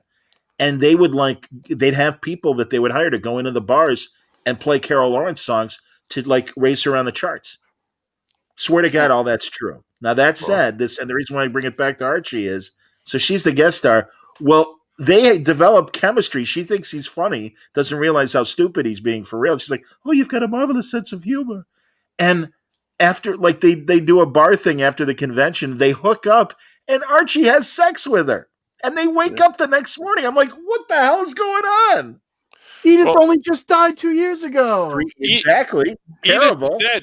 Edith's dead, you meathead. No. Wow. But it I turns gotta out, get it on with someone. I'm gonna be dead soon too. It turns out that Carol Lawrence is because he's like, she gets a call and she's talking to kids. Oh, you got kids there. That's nice there. So what are you, the widow? And she's like, oh no. And she's, oh, then you're divorced. And she's like, oh no. And he's like, well, wait a minute. So he sleeps with a married woman, and he is like not happy about it. And she's like, well, Archie, it was just sex. And he's like, oh, well, yeah, what do you call it there? I got, what do you, scruples or whatever there. But yeah, I was like, what the hell am I watching? I got the herpes there. Between that and the pod episode, I'm like, wow, they were running out of ideas. Like, all right, Archie. Episode 26, Archie gets laid. Sounds good. Archie gets the clap. Holy Christ, it itches down there. Jeez. Archie goes to bed with Carol Lombard and wakes up with Sammy Davis Jr. Get me the cayenne paste there for my hemorrhoids. With his eye out. I need the butt paste. Honestly, you'll forgive me for talking about 40-year-old sitcoms, but blew my mind. No, both cases blew my mind. Piece of Mike Nagan trivia going back to Danielle Brizois. Please, because we need more Steffi talk. We're still on that? When I met her in the diner, I got her, it's not like it is today. Like, there was nothing for her to sign. So I got her to sign a dollar bill, right? Back in the day when you used to meet celebrities, you used to, sign a dollar bill, right? So she signed a dollar bill, and I kept it in my room for many, many years until one day. You spent it on your first hooker? I was like 20 years old. It was Teen Titans number 37 with a Nick Cardy cover. I think it was a Nick Cardy cover. I needed $5 to buy it from the comic book store, and I only had $4. So I literally took it off the wall, and I was like, nah. And I just used it to buy my Teen Titans 37. Aww. Somewhere in circulation, there's poor Danielle's listening to this right now, and her heart is broken. Oh, no. Come on. It's all right. Sorry. Oh my God. Now comments. Let's see here. I can't wait to see these comments. Okay. Yeah. By the way, I don't remember any Mary J talk during the pod. Yeah, a senior moment. What can I say? And Michael Cooper says, all the family parody porn. Not sure if there's a market, but what the hell? Jeez, what do you want wearing there, Edith? God. Oh God. That went all the way up my butt. Oh God. Let's break out the whips and chains, Archie. Lord. Well, have you ever seen the picture of her from Studio 54? Oh, when she's in that outfit with Alice Cooper. She's standing next to Alice Cooper. Yeah. Well, I'm gonna. For those who didn't see it, I'm gonna have to pull it up now. Can you share your screen? You know how to share your screen? Well, I just gotta find it. Yeah. All right, I'll let you do it. Very funny. It is. Studio 54 was just ridiculous. Hey, Archie. Ooh, Merv Griffin and Ava Gabor heading Studio 54 tonight. Ooh, all right, here it comes. Stand by, everybody. Oh, yeah. Oh, yeah, I have seen that picture. Look at that outfit. Yeah. I think Alice Cooper got himself a little Edith that night. Welcome to my nightmare. And they used the balloons too. What I think is ironic, it was probably ironic, is they're probably in this picture about the same age, I would imagine. That's in the 70s, maybe early 80s. So Yeah, I don't think Alice was quite that old. He might have been in his 30s or so. They made her older than she was. I realize that too, because good Lord, I mean, after Edith had like another 20 plus years of a career after they killed her off on All in the Family. I remember a TV movie where she played Eleanor Roosevelt, and she's in Tom Hanks and Meg Ryan. You Got Mail. Why did they kill her off on the show? She didn't want to do it anymore. Oh, it was like the regular All in the Family ran 7 seasons, and I think she wanted to go then, but agreed to at least do a while where she didn't have to be in every episode. So like she's only in like 10 episodes of the first Archie Bunker season. Oh yeah, there's a 15-year difference. Yeah, there you go. Yeah, but still, yeah. Reasonable enough. No. I'm sure it didn't stop him. That's awesome. In the bathroom at Studio 54. I didn't realize. Sorry, Arthur. Oh yeah. I didn't know how long you were. I hope you weren't waiting long, Arthur. I apologize. No, about 30 seconds. All right, good deal. They see now that's better. I heard it's only 30 seconds. Oh, that's all it takes. Yeah. Hello, gentlemen. About $100. Artie, we're gonna later, not right away, but we'll bring back up the images from Arkhamaniacs, and I want to hear your comments on the book. Yeah, I have comments. Artie, just as a reminder, I know I'm not in the Arkhamaniacs book because that's a Batman book, but the next Superman book, you will be. I'm in. I know. All right, we'll put you in there. You want to talk about the book with Raven and was it Raven and Cyborg last week? Raven and Beast Boy. Raven and Beast Boy. Pardon me. It's just a collection of their greatest hits, kind of thing. There's the Doom Patrol stories in there, and the Raven when she was making holes. I can't remember, or if it's when I think it's when her dad was getting ready to destroy the world. I think that was in there. There was some cool Trigon. Yeah, Trigon. Trigon was going to school, but he wore a different outfit. He wore the wrong outfit. He wore that taking over the end of the world outfit. Gotcha. To Glass. Yeah, that was fun. But yeah, that one's cool. Nice. Yeah, it's your good answer. That's what he says. It's true. Wayne is here. Good to see Wayne, all the way from Skokie, Canada. Mvapa enters the room. That's right. Salah. Good to see you, Salah. Or is it Salah? And Ben Anthony likes to put a ooh la la, Edith. Yeah, Edith's hot. Yeah, Archie thought so. She produced She's there. What are you doing wearing the leather thing? Mm-hmm. She's with Alice Cooper. She didn't look very happy in that photo, though. She was probably coked out at the moment. Was she on coke? She probably had a couple. Was she rocking the ganj? She probably had a couple of balloons up there. But ooh, really? She's a coyote.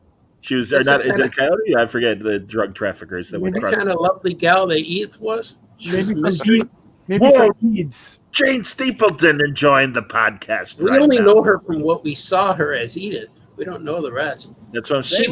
She was Raymond and Deborah's mother on that one show. She was an aunt. She was Raymond's aunt. Yeah, that's right. And she was mad at somebody else for 20 years or something. She hadn't talked to Raymond's mother for 20 years. And they fixed it, and then she got mad again. Yeah, I thought it was cool. I remember that. She felt like, how you doing, guys? Speaking of sitcom moms we didn't know about their backstory, Mrs. Brady, Florence Henderson, quite the little minx in her pre-Brady Bunch days. And she wasn't a mom. She was the maid. No. Yeah, I thought you said Alice. I'm sorry. Alice was hot too.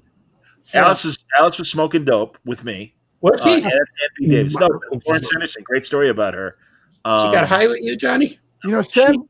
Let me finish my story real fast. Did you touch Hogan on the side? Sam used to deliver the meat there regularly. Thank you. Florence Henderson was played around a lot, especially in her New York days. Yeah, and among her conquests was Mayor John Lindsay. Yeah. But unfortunately, with that hookup, she claims she got the clap from Mayor Lindsay. Ew. Well, he was probably clapping for her because of her performance. He probably said, "May I call you Greg?" Sure. Exactly. John Lindsay. Good call. A chick. Do you think she called him mayor the whole time? Mr. Mayor. His honor. His honor. Yeah. What? And in Chicago, we call him the mayor. Thank you. Yes. M-A-R-E. Mayor. Mule is Mayor. what I was thinking of. The mayor. You will. The term mule. The mayor. The mayor. Yeah. Hey, nice. Mayor over Hey, there. nice over by there. The mayor over there. It's that's Mayor Daley. Yeah, the mayor. Richie the second, the son. Richie. Dick, if you will. Granted, I met the mayor a couple times. No, thank you. Not an offer. We already talked I about already have the one of my bathroom. own. Were you guys talking sexual before I got here? No. Yes. Maybe. That's good. Yes. I missed all the I'll action. give you the subjects you missed so far already. We had the NYCC men's room tales. Ew, I You have a don't good need that. bathroom story from NYCC? Or from any Probably. Comic-Con. Probably. Finally. Nah, probably. I don't want that. HBO Max theater debate. Yep. Yeah, they're losing money left and right, firing That's right. people, I getting feel like sued. these are all categories on Jeopardy now. Theater debate. Second, Yeah. followed by potables. NYC Football for 500, Alex. Poor I don't know if Alex. HBO Mix is. Broke my heart. I didn't get it yet because it's not on my Roku, so I can't find it. I don't know how to get it. We're just talking about that, Artie. You can't get it right now because it's not available on Roku. I got the HBO Mix. How'd you get it? I don't know. I got it from Mrs. Brady. And she got it from the mayor. I got it from doing you, okay? I got it from doing you. I hung out with her in New York. I came back home itchy. But Artie, I got to ask you because it only happened 2 weekends ago, and I don't know how much anybody else wants to talk about it. But real fast, the Tyson. Yeah, I'd fight him again. Did you see it? Yeah, I saw it. I didn't rent it. I passed out that day because it was the day after Thanksgiving, and I'm still recovering when my hours are weird. I was just sleeping right now, and but I went to sleep and I got up at 3 a.m. and went on YouTube, and there it was. Yep. And so I was able to watch it, and I didn't know they had rules. I didn't know there was no knockdowns, no bloods, and no winners. Bloods. So No Crips either. and there was none of that. And so I love the interview at the end where they asked Roy, how was it? And he said, did you feel the punches? He says, yeah, all of them hurt. They all hurt. And then they asked Tyson, would you do it again? Yeah, right away. Yeah, I'll do it. He just didn't hesitate. Yeah, I want to fight. How about the knucklehead judges like Vinny Pazienza giving every round to Roy Jones?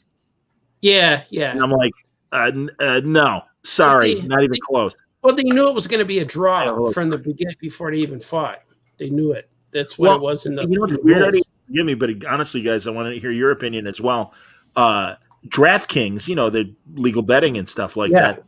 They had a line, like they were taking bets, and they even were taking bets if you decided it would be a draw.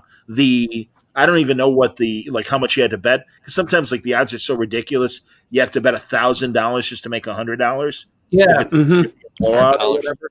$100. I like that. About $100. But yeah, I don't know. But it was insane. And I read an article that apparently, because yes, thank you, Hawkman. It was a draw. Anyone who bet win or lose did get a refund. But I'm like, I don't understand how that's legal to bet on it. But I like how they ask how Roy said that every punch hurt, and Tyson congratulated him. He goes, yeah, you did real good. You took it like a champ. That was awesome, actually. I thought that was really He hit cool. him in the body. Oh, Really that was okay. I'm glad I didn't buy it, though. I don't blame you. No, I don't blame you. $50, and I missed all the other ones. I didn't find them. I can't find the other ones. Everybody. Well, you didn't. They were fine. They were decent. They were decent 8-rounders, the prelims. But no, I agree. I mean, it was very obvious Tyson won. But he looked, for fighting another 50-year-old guy. Yeah, Tyson's 54. He looked fine. He looked good. I don't want to see him fight Tyson Fury. I don't want to see him fight Deontay Wilder. I do. He'll get killed. He will get killed. They both look like they got tired, though. If he dies, he dies. If he dies, he dies. That's right. No good to me dead. So there you go. Anyway, that's all I wanted to say. I knew already was beyond, so we had to say a little bit. Yeah, I'd watch it again. I have watched it again, but I hope they fight again. I hope Tyson gets reinstated into the boxing. All right, no Sonic the Hedgehog. I'm gonna have to. Oh, that's Batmite. I thought that was Sonic. Batmite. That's hilarious. So I had to zoom in. Batmite is accepted. Yeah, we like Batmite. Didn't Gilbert play who played Batmite? He played Gilbert played Mixoplick. Right, he played Mixiospitalik, exactly. Mixiospitalik. Do you know who played Batmite? I don't remember. I do not know. It might have been Herman. Was it Herman? It might have been him, or it might have been the Ren and Stimpy guy. West? Was it Billy West, maybe? Might have been. Well, I'm looking it up. Possible. Maybe it's Donnie Most. Maybe Potsy did it. Nice. Patrick Fraley played him, and Pee Wee did play him in the animated series. That's the good show. Yeah. I like how Negan is always saying word balloon. Oh, there we go, Ralph Macchio. Jaws. Got to catch up on Cobra Kai. Way behind. Season 3 is coming out in January. I know. Cannot wait. It's going to be good. That's why, I mean, I think the streamers come through. All right, let's go around the horn. I have a ridiculous amount of streamers. Nice, Shark. Ridiculous amount of streamers. I have, and I suppose I have HBO Max as well. So I got HBO Max. I got Peacock because that's on Xfinity. I got a Hulu. I've got Disney. I've got even ESPN and DAZN from a sports standpoint. I've got Netflix and Amazon Prime. I have 8 streamers. You have all of it. Yeah, you got them all, Johnny. You got them all. You want? I got all the big ones. What do you have, Francis, other than a shark with a pen in its mouth? Oh, I got the Peacocks. I got the I don't know what that is, man. The HBO Maxes. I got the HBO Maxes. I got the Hulus. I got the Hulus. I got the CBSs. Oh, I forgot about CBS 9. And the Netflixes. HBO Hoss. You forgot one, Franco. You got the WWE too, because I have that one. Yes, that's right. WWEW. What do you got, Negan? Oh, I really couldn't tell you because we have the kids who all have their stuff, so we pretty much have everything. I know we have HBO Max. I know we have Disney. We got Netflix. I've never wanted for a show, so we must have most of it. We don't have Hulu. I know we don't have Hulu because I wanted to watch what was it? Hellstrom. Hellstrom was on Hulu, and I still haven't seen it. And I wanted to watch it, and I was like, "Oh, we don't have Hulu." Oh, you should call me up because we could do a watch party, and I can show it to you through. I can show it to you through Zoom. We could all wear watches. That, Francis? They wear watches. A swatch party. Who is that with the clown feet? Those are feet. Oh, it's nice. That's Stormtrooper. It's in Spanish as Stormtrooper. It's a red one. It's a rojo Stormtrooper. Sith Trooper. Or as Tyson would say, that's a Sith. But he did good. Listen, he did good. You took it. That's what he kept saying to Roy. I was very proud of you. Yeah, I'd fight him again. And he shook his hand. Yeah, that's the most civilized I've seen Mike Tyson in decades. He just wanted to fight. He wanted to fight another round. It's 2 minutes. 2 minutes is too fast. Yeah, with 2 minutes, it's too short. Minutes, too fast. 2 minutes. Meanwhile, Roy, after round 1, he's an animal. He doesn't think it's a game. Whatever he says. He thinks it's a damn fight.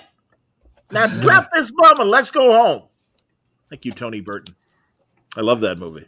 Tony Burton. I saw that man. I saw you hit that man like you never hit anybody before, and the man kept coming after you. Liked it. I love that movie. He likes to get punched in the face. Go. I like to see Mike Tyson and Ronda Rousey fight. Have you seen Creed 2? I can't fight you. You're too pretty. Have you seen Creed 2? Creed. Apollo Creed. No, I didn't see. I don't watch Creed. I want to. It's Creed 2 is a sequel to Rocky 4. So anytime I sit down and watch TV, that's Rocky 6. Yeah, I gotta watch it. Every time I sit down and watch TV, it's because we have to watch the next episode of something. Yeah, I think ham and egger is better than Rocky. No, I don't know what that is. Breakfast. It's the ham and egger. Is that a movie? Yeah. Hammond? Like Mark Hammond? Mark Hammond and egger. Mark Hammond egger. Sounds a little racist. Like a breakfast with Mark Hammond. It's a Mark Hammond egger. Yeah, it sounds a little racist to me. I don't know. Oh, there's Trigon. It's pointing at me. Nice. It's a good pod. Very good. I know. Yeah. Like it's good.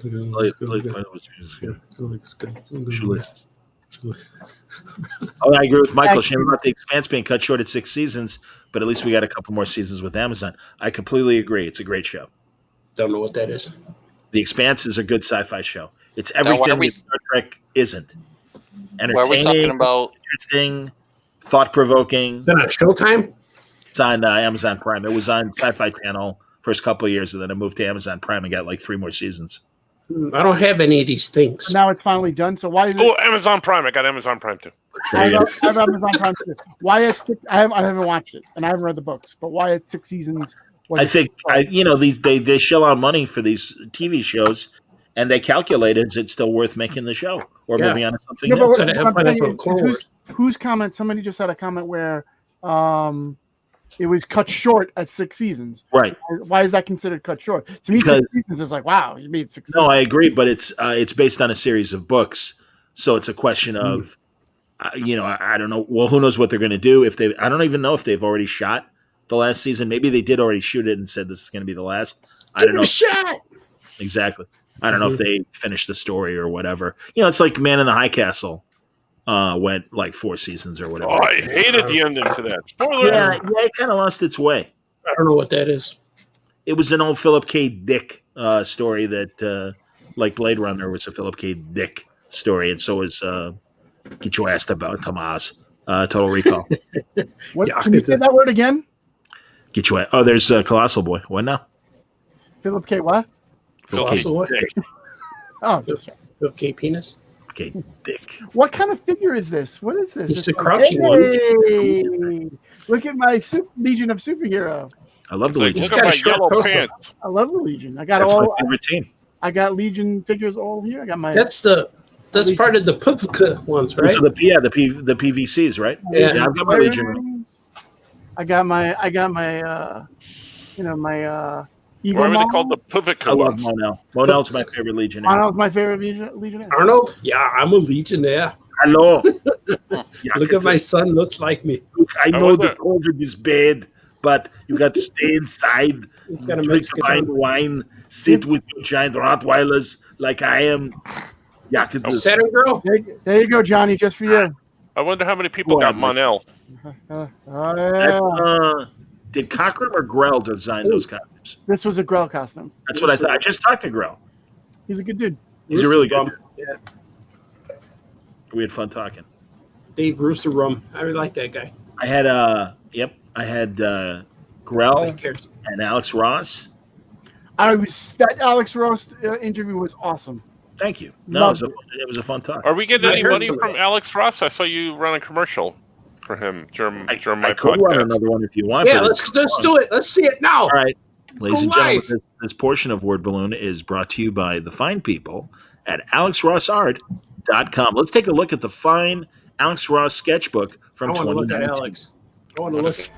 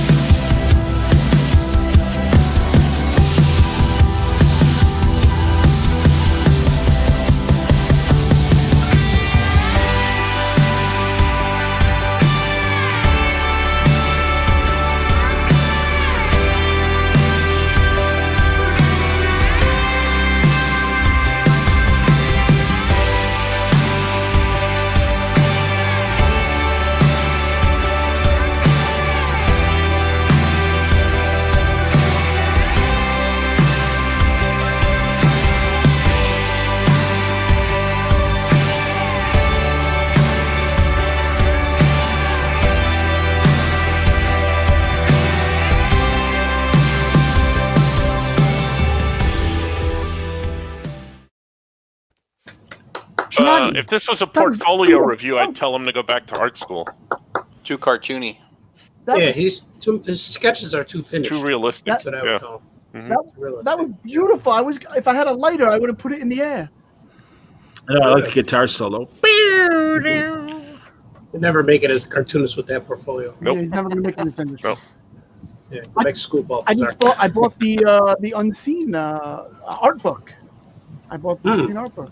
You can't see it. It's invisible. Can you find it? It's the unseen art. You have a preview copy, Johnny? I'm jealous. No, yes, Sally sent it to me because he knew I was doing the interview. It's my guy, Gordon. So I'm hoping to get it. I'm hoping to get mine before Christmas.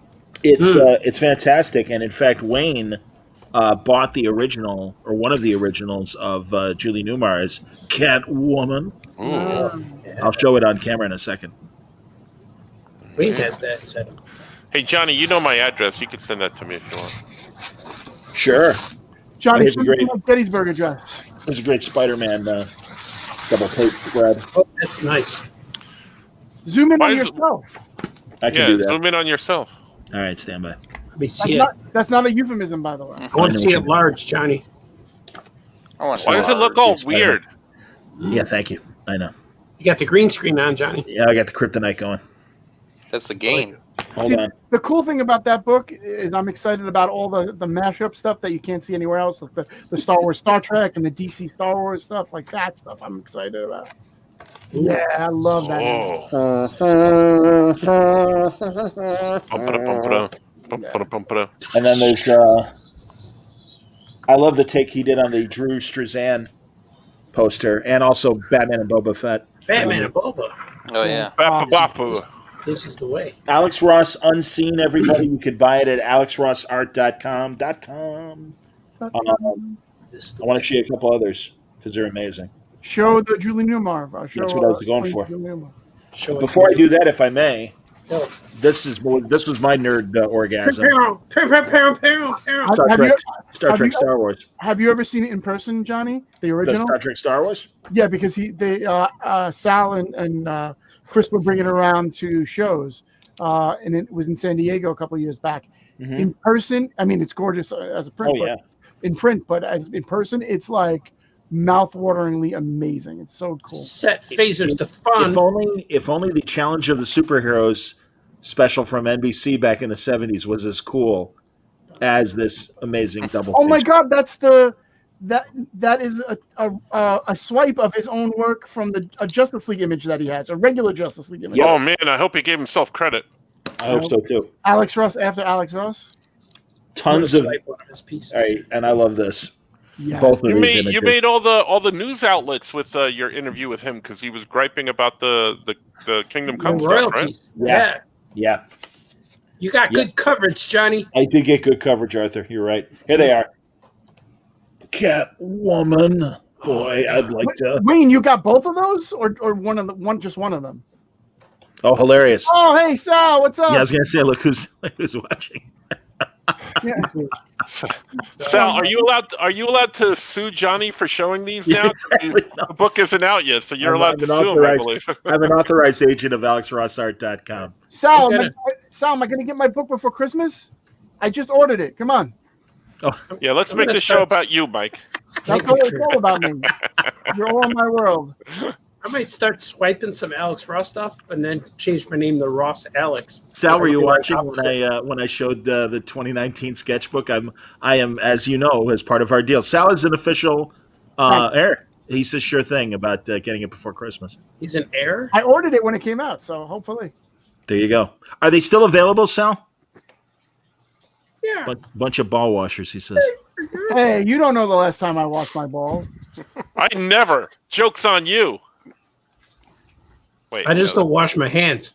And I guess he got Wayne got the one on the right without her on the phone. Nice. Still, Very nice. Beautiful. So okay, so yes, there are still again. It's it's called Alex Ross Unseen. It's not called Gordon. It's easy to think it was called Gordon, but that's because the wraparound cover is Alex's incredible Flash Gordon anniversary tribute poster from when it was the 35th anniversary. Now it's the 40th anniversary this year. Oh, But go to alexrossart.com. It's $40. And absolutely, it's incredible, truly. And again, you've seen some of the images. There's a full word balloon YouTube episode with Alex. We had a great conversation, as we always do. And so I'm happy to help promote all this. As As an Run the extra commercial add-on, by the way. again. Hold on a second. As an extra add-on, you can get a signed version on AlexRossArt.com for $75 signed by Alex. There you go. That's There true. you go. Pretty good. Which is the one I chose for Christmas. Plus, again, as evidenced by this book, tons of lithographs, tons of Marvel stuff, like stuff from the Marvels thing, and also those timeless variant covers. And you can get prints of all the headshots of all your favorite Marvel people. There's dozens of those. It's ridiculous. It's And it doesn't hurt that both Alex and Sal are super nice guys, even though I would never admit that in public, especially about the Sal part. Mike Tyson would probably like to buy the lithograph one. I'll take the lithograph. And Michael Cooper agrees with Alex. He's right. Reprehensible not to offer some kind of residual money to creators where some aspect of their work is put on TV and cinema screens. Yeah. Alex Ross made solid points. Yeah, well, You're not going to find any argument from us. Yeah, Not I fair. mean, it's because AT&T has taken over, and they don't have to do that. They are right; it is work for hire. But for the last at least 15 years or so, they were trying to do right by creators and give them something. Mm-hmm. Yeah. And unfortunately, that's that at least for now, unless things change. They're going to fire everybody. Just a gesture. That's all it really. Yep, Pit man. it's all true. He needs the money. Look at him. Oh yeah, Wayne, I'm you and me, hungry. we're there. Yeah, pretty cool. I got two. I got one for me and for a buddy for his birthday. Oh, that's really nice. Oh, That's thank excellent. you, Mike. Makes a fine I Christmas appreciate it. present. Neither That's one of your birthdays. Oh, So, yeah, man. it was just we were just talking about it. Johnny missed it. So did you. I didn't miss your birthday. I texted you. Yeah, I did miss it. Yeah, but I missed didn't it. get my Alex Ross book from you. Yeah. Sal's going to send That's you true. both one. Well, Sal already sent Johnny, so. I didn't miss it. I just didn't know. No, it was Paid amazing. attention. And I hadn't got. I only got a PDF of it before talking to I'll put Alex, and I assumed it was like his usual softcover ones, the sketchbooks that he does, like the video we just showed, and I assumed that's what it was, and I referred to it as a sketchbook, and he's like, sketchbook? And I'm like, well, I haven't got it yet, and he's like, and he pulled it out, and I'm like, oh, I didn't. He pulled it out, yeah. Yeah. I'll take the thoughts. Back to Bedroom Stories at NYCC, and yeah, I'm like, well, I didn't realize. Oh my God, I didn't know it was so huge. Forgive me, Alex. Boy, You know, oh boy. They used to call me the soft cover in my freshman year of high school. Oh, that's nice. Hey, guess what? I'll send all you need. He's like, how many? I need 5. 63. Get a head count. I guess you got 3 guys that want it. I just want one. That's very I nice. want one. I'll take I one, need- and I will pay you for it. I just want the Julie Newmar page. And I'm not just saying this because we're watching. You gotta love Sal. This is like- Sal. I love Sal. I love him. He's the I man. love Sal. He's I the have man. emotions. Sal, I already bought 2, but thank you for the offer. Sal You guys- bought me dinner at San Diego before with Johnny and Franco. So I Was love that, Sal. was that the night that we saw Hellboy in the restaurant? Itzhak Perlman, Yeah, Ron Perlman, yeah, that was. Yeah, Oh, Perlman yeah. was over there. That's right. We saw Itzhak Perlman at the restaurant at San Diego. Yes, hello. I am not playing the violin right now at Comic-Con. Don't let Sal's demeanor online fool you. He is one of the nicest guys ever, and don't let these You can have old copies of We. Mm. You know, all right, I got a weak story. Jonathan Brandmeier, great radio DJ in the mornings. Leon Spinks was winding down his boxing career. and he Franco was doesn't still want to hear fighting this. It's in boring. his 40s and boring. ridiculous. So we're talking, and at the time, women's boxing was brand new and just starting to happen and stuff. And he's like, John, did they cover women's boxing and Boxing Illustrated? I'm like, a little bit. It's still a frontier sport. And a guy calls in and goes, "Hey, Johnny, you know where you get a lot of coverage of women's boxing is in We." I just start laughing because it's like literally one of the raunchiest of the porn magazines for those of us who are not as involved in the pornographic arts as say I am, perhaps, for having all this stuff. It does not still exist, does it? What's that? We does not still exist. This was 30 I get a years ago. subscription. This was 30 years ago. Well, they make Mario Early Brothers 90s. games now. Early My 90s. kids play Wii Nintendo all the time. Wii, yeah.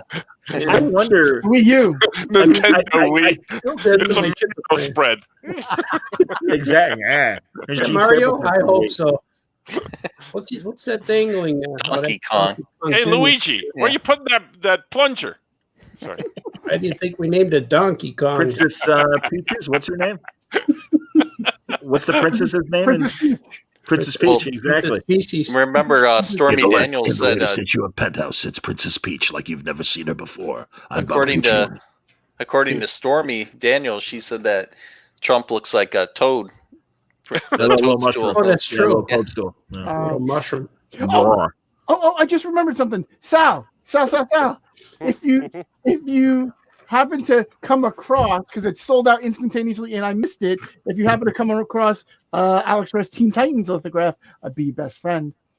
Oh, yeah. Or if you want me to stay away from you, I would do that if you send me. Yeah, give it to him. Yeah. Whichever you prefer. But either way, however, if you have one, I'd love to buy one from you. Yeah. I don't want any. Sal says chocolate singles. I don't even want to know what that means, but I can only imagine. I want one of Sal's pieces. I want that comic he's making. That's very excited about that. Coming Yeah. up, I believe the Kickstarter is coming soon. Was it a expect Kickstarter?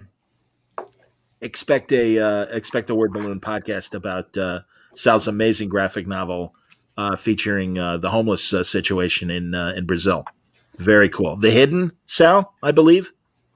I assume this might be the Titans thing that few. why don't you just send Sal a link? He could come on here and talk. No, the few thing is he said, I got a fee. Sal, you want to join us? I can send you the link. I can email you the link if you want. Yeah. We would love to have you if you got time. And you could complete our Hollywood Square hostage. Thank you, Sal. That's the name of the book. Seriously, Sal, come on if you want. If you say yes, I'll send you the link. I'm going to send you the link regardless. Sal. Yeah. What's that? So I'll catch you after Christmas for the Titans thing if you have a few. Thank you. I got this guy for just yesterday. Nice. Yeah, Johnny went I got this guy, and Franco's jealous. He says he's got the kids. We can't do it? Is that what he's saying? I guess that says next time. Okay, fine. Sorry. All right. So sorry, Sal. Thank you. Sal, when does the Kickstarter go up? He said after Christmas. Oh, okay, cool. So after Christmas, Hostage is the book. And yeah, man, I mean, no, Artie and I have seen images from the book, and they're amazing. They really are amazing. Yeah, I think you showed me some, Johnny. Somewhere I've seen them. Or on Sal's feed, he puts up some, doesn't he? Another thing, and I can bring this up. Do I have it? I don't have it on the thing. I'll bring it up. It'll take a minute. But Sal did a story in issue 4 of Marvel, the new book, which it was really interesting. If you haven't seen the interview, Alex said his original intent with the Marvels miniseries he did with Kurt Busiek was to do it more as an anthology book and have little vignettes across, the timeline of the Marvel universe. And Sal did a Thing story in issue 4, and I will bring up one of the images of that because cool. I used it when I talked to Alex, and yeah, it was amazing. So yeah, you guys talk amongst yourselves, and I'll find it. Coffee talk. Yeah, Alex.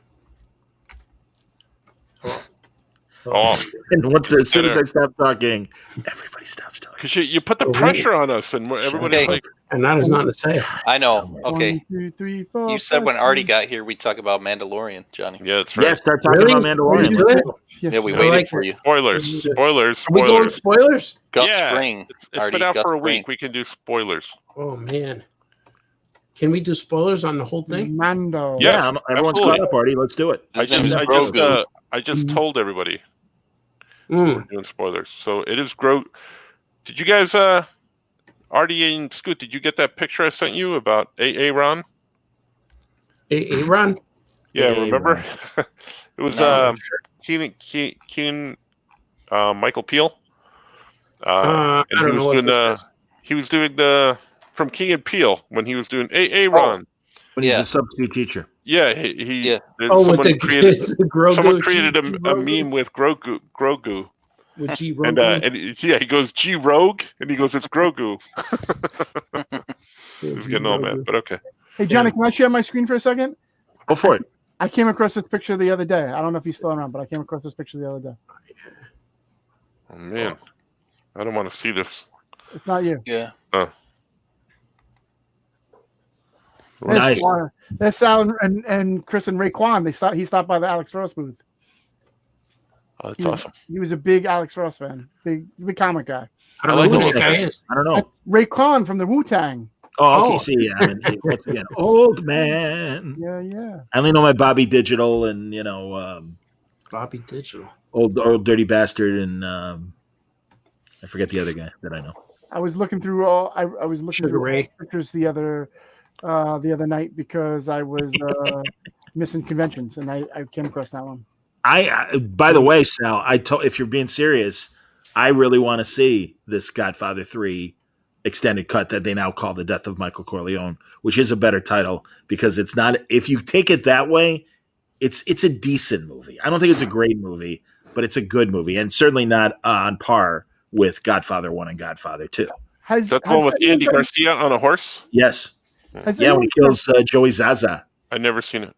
Has anyone done a rewatch of it? Because I haven't seen it in like 25 years. Like I watched it the one time and then I was like, this sucks. And then I never watched it again. So it's better than that. Is it, but I would think that maybe upon rewatch or later years, I'm more mature. Maybe it's better than I remember it being. I thought it was older hair. It's a good movie. It's not, and the problem is, of course, it can't hold a candle to the original two. It's a pretty good movie, but Abe Vigoda was in the first one. Paulie's a pretty good name. What's that now, Michael? I said Abe Vigoda was in the originals. You can't. Of course, Tessia. No, I mean that's the thing, and same with Clemenza. I forget the name of the guy. Even the second movie where Clemenza wouldn't do it because they wouldn't meet his salary demands. And they got Frankie Five Angels to do it instead. Michael Corleone did Frankie Five Angels. Michael Corleone. It was Frankie Pantangeline. That's Frankie Five Angels. Where'd you get that Clemenzo from? And when he's testifying, he's like, "Yeah, I don't know. These people. Michael Corleone did this, and Michael Corleone did that." And I said, "Yeah, sure." That guy. I love that guy. I don't know what any of this is. Florence Henderson got the Clemenza from the mayor. That's exactly right. The mayor. Corleone. She got it up to Corleone. Oh my God. That's true. That's supposed to be a dessert too, isn't it? Please call me Greg. I agree, guys, and it's very funny. Oh yeah, that's true. Hey, first of all, he's right. Bridget Fonda is very hot in that movie. Poor Bridget Fonda. The reason why she stopped acting, she was in a car accident that really physically messed her up, and that's why we haven't seen her in 20 years. Bridget? No, Jane? Yeah, Bridget Fonda. Yeah, Bridget Fonda. Yeah, the young one, right? Yeah, the young one. Single white female. Single white female. Yeah. With Andy Garcia in really 3. She got injured. And yeah, now I agree with Michael. No, Robert Duvall sucked. We had George Hamilton instead as the conciliary. I don't know what any of this is. And Sofia Coppola. Yeah, Sofia Coppola sucked. It was supposed to be. It was Fonzie's wife, wasn't it? I remember she caught a lot of flack for being in that movie, and so did Francis when that movie came out. Ooh, they kissed? Was it no? Because she was not very good in it. Yeah, it's just that it was he used his daughter in the movie, and she wasn't a good Sister Penny. Exactly. Can you imagine? Hi. But isn't she the one who? She's a pretty good director, though. She's a great director. Wasn't she? Lost in Translation. She marry Fonzie and Rocky or something? Wasn't she Rocky's wife? No, that's his sister. It's my sister, Talia Shire. She's a good actor. Well, what's the other one? His daughter? Coppola. That is Francis's daughter. Oh, and she's really only known from an acting standpoint for that one movie. But as a director, she made that Marie Antoinette movie with Kirsten Dunst, and she made. But Lost in Translation is a great movie with Bill Murray and Scarlett Johansson. Scarlett Johansson. All right, guys, I gotta get going. Yeah, good. Way to go, Scoot. Seriously, we could have done the show without you. Fantastic. Well, I do. My kid's having a thing tomorrow, so I gotta go. Oh yeah, man. What kind of thing? Yeah, she's gonna have an MRI on her. She's got something wrong with her arm, so they want to look make sure it's not neurological. We're all very sorry. Good luck. All right, thanks. I thank you very much, Lois. Good. I like thank you very much, Lois, too. Okay, yeah, text me tomorrow. See ya. Yeah, man. Oh, yeah, man, you're gonna miss her. Okay. Once again, let's. Hey, I don't know if that's. Let's. Here we go. Let me zoom in. Yeah, there you go. Fantastic. Good stuff. All right. So, Artie, Mandalorian. Yeah. Oh, we just lost Scoot. Well, but what did you guys say? Did you guys say anything about Mandalorian? Nothing. We waited for you. We're waiting for you. It is the best TV show in the history of TV shows to ever be on TV. I agree. I've spoken. Really? You watched it, Johnny? Yeah, I'm caught up. Ever? Yeah, ever. Yeah. Good. I don't know about the best. I gotta say, yeah, it's true. Look it up. It's true. Yeah. 14 episodes. I'm like, every episode, I'm like, it's amazing. I love it so much. It's At a lot the of end fun. when they do the credits and they No. show those production Yeah. art paintings. Oh, they're beautiful. Oh Yeah. my god! It's so good. It's Breaking Bad good. That's how good it is. It's Oh, I don't almost know. better than Breaking Bad. I have to disagree. I'm sorry. No, it's not. It's not an opinion. It's truth. It says on Wikipedia. And, Yeah, it's and the you've best watched show ever. Breaking Bad like 87 times. Yeah, 14 times. It is just as good. They're equal tie. See, to me, listen, I'm not going to, I'm playing devil's advocate because what about Abe Vigoda? Not playing it well if you say it that Abe way. Vigoda? Well, if he was in it, it'd be even better. I love The Mandalorian. I'm not saying I don't love it. I do love it, but there is a tremendous amount of fan service in it, and it's sometimes but why? But Star Wars. But it's fine, and it has a tremendous amount of fan service. But what's wrong with it in story aspect wise, and even if you're not a fan, what's wrong with it? Because coming at it from a non-fan point of view, it's got a great storyline. And it pulls you in, and it's great. But all that fan service stuff for us is extra icing on the cake, as far as I'm concerned. Everything Franco said was 100% correct. I like the storyline. I feel like it's a little decompressed over 2 seasons. I do, because everything leads. It's like, oh, you need help with the child? Great. If you help me, I'll help you. Yeah. And then it'll lead you to the next thing. That's every episode. Yeah, and I love all that spaghetti western Last Samurai. But I'm saying I love it, but story-wise, it's like a little. I'm going to disagree with you because you texted me 2 days ago telling me how much you like Star Trek. So I'm not going to listen to anything you say. I like but there's a difference. I like Star Trek. I love the Star Wars. It's getting you mad. The Star Wars. What are you, 85? I like the Star Wars. I love Mandalorian, but it's a show that's designed to. Yeah, well, it's designed for you to watch it one episode a week rather than binge watching, because binge watching does do that a little bit. It does. It's a harder binge watch because it's very episodic, but because there's no big. It doesn't continue per episode. There's like one episode. It does, but it's it's very episode. Yeah, but it's Lone Wolf. It's Lone Wolf and Cub. Yeah, it's amazing, man. It's very comic booky. And I don't notice the fan service probably because I'm a fan, and I want that stuff. It's effective fan service. The last episode was all fan service. Like, yeah, but it's effective. Boba Fett? No, it's storyline. I love because Boba Fett is dead. Because so take that out of the picture altogether. And I never watched Star Wars. I'm not going to say I didn't love it. I loved it. I freaked out when he appeared. But listen to me. Listen to me. I'm going to pull a Johnny. Shut up and listen. Let me tell my story. Pull everything you know out of it, okay, and look at it from strictly a story point of view, and look at when Boba Fett first shows up. You don't know who he is. Right. Okay, and you know he's looking for armor, and this is the first time he gets his armor back. Okay, so you're following the story of that armor as one of the side stories. You have no idea what's coming up in episodes. You didn't realize he was Boba Fett from the jump? No. Oh yeah, we do. I'm saying if someone were watching that didn't know all the Star Wars lore. Then okay, so you're saying there's a lot of people watching this that have not seen Star Wars, have not seen as much. I guarantee you, this thing has gotten so much buzz that my wife wants to watch it, and she has no idea who anybody is. And Mike, I'll say I never watched Clone Wars other than the very first film or Rebels, and when Anakin's Padawan, and I don't know her name, shows up, I've seen enough images of her that I watched. Actually, it's funny, Artie. Chucky and I binged. Chucky. I like Chucky. But yeah, I'm like, because Chucky watches everything as far as Star Wars goes. And I'm like, is that Anakin's Padawan? He goes, yeah. And I said, oh, okay. And he's like, yeah, she's in Rebels and she's in Clone Wars. Right. Yeah, like, all right. She's got 2 lightsabers. And again, I mean, and even the black lightsaber stuff. I didn't know how significant it was. It's called the Dark Saber, Johnny.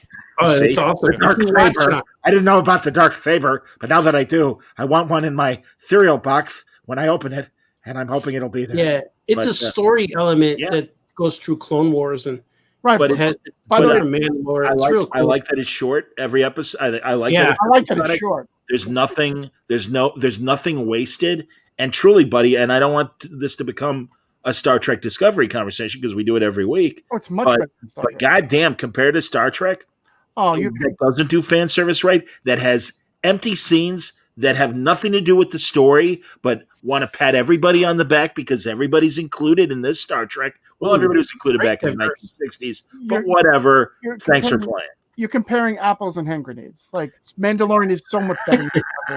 They're both sequel shows. They are both catering to fan service. They are creating new fans. Yeah. They are. I mean, in the case of Star Wars, Mandalorian is superior to the shit we've gotten for the last 3 years. Did you hear about Jon Favreau? He was admitted to the hospital. For real? Yeah, he had internal injuries for carrying the entire Star Wars universe on his back. After you let go of the MCU universe. I like it a lot. I like it. He's in that Christmas movies that made us Netflix show because he made Elf. He made out with Elf? Yes, he screwed an elf. That's true. And he was on the shelf when he did it. Oh no! That's the sound of him overtaking an elf. I liked it a lot. I'm gonna watch that. I'm gonna binge it, and I'm gonna say how much service it has. Binge Elf. Yeah, I'm gonna binge Elf. Again, I love Mandalorian, but it's sometimes like. No, it's not. It's totally for me. That show was made for me. It was made for a person of my age. I don't understand why you're complaining then. I'm not complaining. Why do you hate it? You sounded like you were complaining the whole time. No.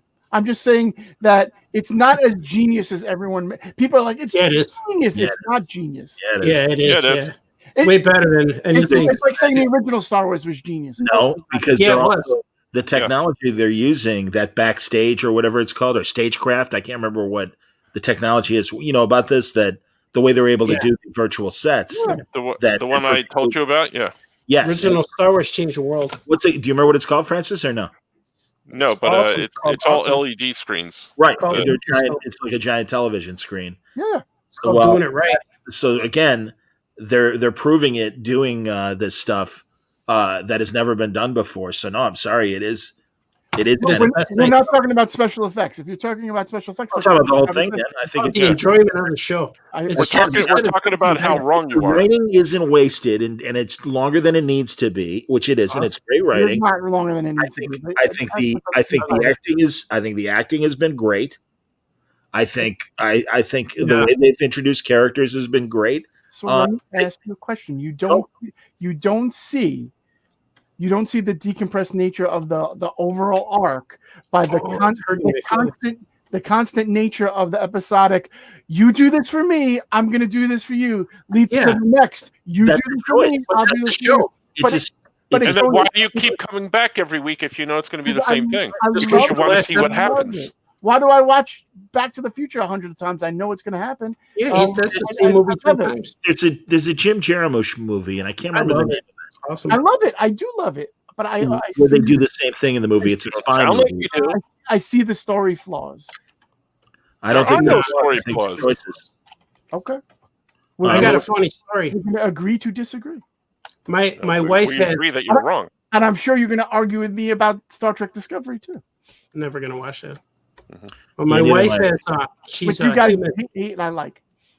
Go ahead. Your wife says. Well, my wife is a human resource person, and she's settling a feud with these two people, and whatever the feud is, I know she's doing it, so I know that I gotta listen to it when she tells me. But even though I don't understand, so she said that she came home late yesterday and said that they have to continue the discussion tomorrow because they both the guys got heated and they had to leave. So I told her that at the end of the discussion, when you tell them the rules, tell them this is the way, and then see what their reaction was, what the reaction is. And she said, "What's that mean?" I said, "It's from the Mandalorian. This is the way." And so she went, she goes home late again because she had to do that again, discussion with these guys. And when she said their meeting, and she told me when she came back and she said, "This is the way." And they both looked at her and went, "Oh, okay." Jim Jarmusch made this movie called Limits of Control, and it's a spy movie. And essentially, the storyline in this Jarmusch movie is just like Mandalorian. There you go. just like Mandalorian.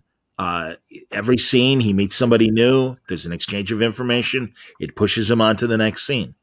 I don't think that's a flaw. But it's too constant. It's too. If it happened, it's the journey. The whole point of the movie is it's not the destination; it's the journey. I bet this episode will be different. There should be other ways to push the plot forward. They gave us 3 of those in a row. It's like Wizard of Oz. She found 3 guys on the way there. I don't think they're going to do a third or fourth one that's going to be like that. You're going to see this episode's going to be different because every week I try to predict and something happens that I can't even predict what. I didn't expect to see the Slave One ship fly past and Boba Fett to land and talk and not fight. And now they're buddies. But apparently that sucks because that's fan service. No, I love the fan service. I'm not saying that sucks. Or the way they reintroduce the sand people. You're not. Yeah, that's again. We have getting it. You're saying that it sucks and you hate it. I love how Boba Fett is. He got man thickness like John Travolta thick, and he put the suit on, and now he's got the dad body. He's just awesome. When he showed up and with that suit that was tight and still. Hit the guys with the stick, like, oh, this is man. I saw somebody online. That was cosplaying, and it says, "Hey, Jon Favreau, I invented thick Boba Fett before you did. You did." Like I saw a lot of thick Batmans this week. Yeah, thick all kind. But the coolest part is like this show makes me yell out loud. It makes me cry happy tears. It makes me cheer. When I'm by myself and when I rewatch it with the kids, I'm like, whoa. And then the first episode when they were on Tatooine and he and Mando had the armor and Boba Fett was in the background. Yep. And you see him turn around and walk away. And I knew it right away who it was. And I looked at my boys. I said, do you know who that was? And they both said, no, who was it? Was it a clone? And then Gordy said, I don't know. And I'm like, whoa, you're going to find out. And I said, think about it. Who would be interested in Mandalorian stealing the armor? And then they said, is that Boba Fett? I'm like, yes. And they said, but how can it be? And then they said, well, Boba Fett, how can he be older? And I said, think about Boba Fett. And then my son, who watched all the movies fresh, we watched them all in 1 year, all 6, the first 6. And then he said, wait, wasn't Boba part of Jango Fett? I'm like, yeah. And then he says, and he was an all-altered clone. I go, yeah. And he goes, that's him. And then the other guy said, that's why they could use the same actor. Like, yeah, that's right. All right, you guys are getting it. So that was real cool to see. But the one thing I'm finding out, one thing I'm finding out, though, is for people who don't watch it and people who are just hearing about it, like my wife and daughter, they see me watching it. And my girl will stick around and be on her phone as we're watching. She won't pay attention really, but I know she's listening. But my wife won't. She just not interested. So when I put it on, she'll say, so Baby Yoda. So we don't know if that's Yoda or is it Yoda? I'm like, no, it's not him. They said, well, why do they call him Baby Yoda? I said, I don't know. The internet confuses. They just confused everybody by naming him Baby Yoda because now everyone thinks that's Yoda. And then she says, well, where does this take place if he's a baby? How can he know? I'm like, no, he's not Yoda. So that's the only part that people who don't watch it confuse it for others. And the casual Star Wars fan really has to know where this show is set in the timeline. Because if you don't know, you're going to be confused and you're going to wonder why Boba Fett's wearing silver now. And why do they call him Boba Fett the Mandalorian, stuff like that.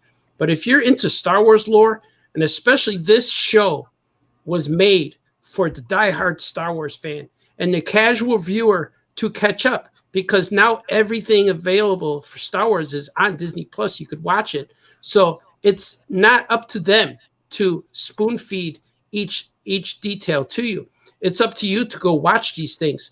And when Mandalorian was coming on and I didn't see Clone Wars or Rebels, people told me, you got to watch Rebels. It's awesome. So I said, okay, I'll watch 3 episodes. And I loved it, but then I'm thinking, man, but Clone Wars comes first, so I'm going to watch Clone Wars. So I'm up to season 5 of Clone Wars, and there's a whole bunch of Mandalorian backstory with the Darksaber and with these blue Mandalorians, the Death Watch. And when those 3 Boba Fett clones, or those 3 guys showed up in to save Mando from the pirates, to save Din Djarin from the pirates. I knew who they were when they took their helmets off. But see, I didn't watch I didn't watch Clone Wars yet. I'm working my way through it. I didn't know those. But the point I want to make real quick is your son, Gordon. He's not a huge hardcore Star Wars fan. Maybe he's seen the movies, okay, but he's not one of these fans, and he's not getting the fan service. What does he think about the series? Is he able to follow the story and go along? Absolutely. He asked me, "Can we watch it now?" Because he'll know before Friday. I watch it at 2 a.m. right when it comes on, and then I see it Friday 3 times. I watch it 2 a.m. when it comes on. Then I'll watch it with him, and then later on I'll watch it with all of the analyzing and Easter egg videos. I'll watch it, and I seen that last one with Boba Fett 4 times. Because after the Easter egg one, I watched it again just to watch it again. And you know how when you watch things multiple times, a lot of times second and third viewings lose the charm, but this one has not lost it at all. And even when Yoda when Grogu is, I don't like calling him Grogu. I got to be honest. Yeah, it's hard. I got to use it. Name. And I always thought it sounded too much like Goku, from. It sounds like it's a Japanese character from Johnny Sacco or Ultraman or something like that. It shows strange balls, something balls. Ballsy? Dragon Balls. Dragon Ball Z. Yeah, it too sounds too much like that guy Goku, but I'll accept it. But one of my favorite scenes is when he's swatting the stormtroopers, and that gave me chills when I first saw that. And at first you're laughing, but it played for laughs. But it played for wow, this little guy is he's trying to save his life. And then when Gustavo Fring came in there with the sword, and he was ready to poke the guy in the face. And the little baby couldn't do anything, and he just passed out. I love that scene. And it just shows him that it wears him out. It's you overexert yourself. He needs rest. Yeah. So I can't wait to see what happens. And now I love how they connected all of this to Snoke and to Emperor clones and stuff like that. And they showed the tanks a few weeks ago. And I don't know if those are Snoke tanks or Emperor tanks, because they both survived. The Emperor obviously lives, and now we kind of know why. And hopefully, those tanks will come back again. But the thing that my prediction is since Snoke, if Snoke was created from these metachlorians that are in the child's blood, and they said that they can't use it, they have to use it, but it's going to kill the host. Does that mean that Grogu's going to die in order for Snoke to be alive? So is that the idea? I don't think I've heard that theory where metachlorians from Grogu are what made Snoke. I haven't heard that theory. Well, that's not in the episodes. No, it's not in the episode. But I thought I missed something for a second. No, it's just me wondering who's in those tanks. Is that Snoke or is that an Emperor host body? So whatever's in that tank is going to have to drain Grogu from his blood, which will kill him. So that's it's connecting to the new movies that should have had more thought. And if Favreau and Filoni, if they were in control of that new sequels, man, imagine how good they would be. They would have probably brought back Darth Maul and the Dark Order and all that stuff. Darth Maul, the Red Circle, is still alive. Well, he's technically alive in the Solo universe, the Han Solo era. But if you watch Rebels, I'm going to spoil. If you watch Rebels, Obi-Wan. No, I already know. All right, I won't say. What are you doing? Here are some comments from the Peanut Gallery. I like what B Thing says. I love the fact that The Mandalorian is more episodic. It's nice to be able to have favorite episodes of something that isn't 20 plus years old. And then Mark says, props to Robert Rodriguez for the action last episode. I agree. Assuming called in at the last minute from what I read. Whatever, it's still assuming. And I can't see them killing off Grogu. And Wayne says, my family doesn't know Star Wars like I do, and they love The Mandalorian. Yeah. See? Told you. Yeah. My wife and son dropped out after season 1. Only my oldest son is watching season 2, and They were kind of like, yeah. Well, then it's obvious you need to get a divorce and orphan that other child. How about the girl? Does she like it? And orphan the other child? I don't think I want to do that. Oh no, I mean, just, send him on his way. Metachlorians. She might have a. You mean high disown? count. Yes, that's what I meant. I'll take her. Bring her over. She'll watch it with me. Alex hasn't watched Mandalorian yet. We're working through the movie still. Oh yeah. She's still little. But unfortunately, I know all the spoilers for Rebels and for Clone Wars because of people just discussing it and me seeing little spoilers. Well, that's old, so you can't. Yeah. So I run into it. I don't look for it on purpose, but it does show up. So I know what happens to all these characters. But but I still watch them, and I'm still surprised at some of the stories in Clone Wars. It's so good, man. Darth Maul's in it, so once he shows up, the story takes a really hard angle, and it's so good. You know what I like about Clone Wars is it kind of starts off as a kid show. And then by the end, that's an adult show. Yeah. That is as serious as a heart attack by the end of the last. No, that's cool that they did that. And it's such a cool progression. Yeah. That started out, you got the first episode, episode 4, which I still call Star Wars, and then Empire Strikes Back was not a kid's show. That was not a kid's movie. It was a lot of hurt feeling. Darker, but not. It made my girl cry because Chewbacca was crying when Han got frozen. Yeah, but the Clone Wars, I think it was in season 2, when there's a Greedo character. I think she called him Uncle. I forget what it was. But he got picked up with the Force or some kind of torture device, and he snapped his neck, and then he went limp, and they dropped him to the floor. Bam! I'm like, whoa! They just snapped the guy's neck, killed him in a kids movie or in a kids show. So that was all the references of killing and death and shooting. We all say it. One of us will say it. This is a kid show. I'm like, yeah, shh, let's watch. Well, it's like a long time ago, Artie. Like my son wanted to play Call of Duty.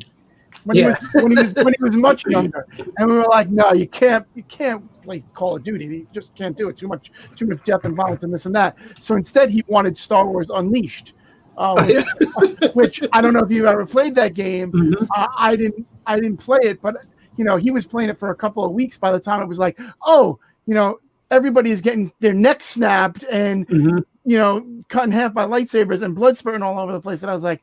And we told them we couldn't play Call of Duty. It's the same thing, yeah. But it's a kid's thing. It's Star Wars. Call of Duty, but Star Wars. That's exactly what it was. So. But man, I love that Mandalorian. And the best thing about being Tuesday, we're only 3 days away from Friday. Yeah, that's how I keep thinking. I don't know what I'm going to do in 2 more weeks when this is over. This season is 10 episodes too, right?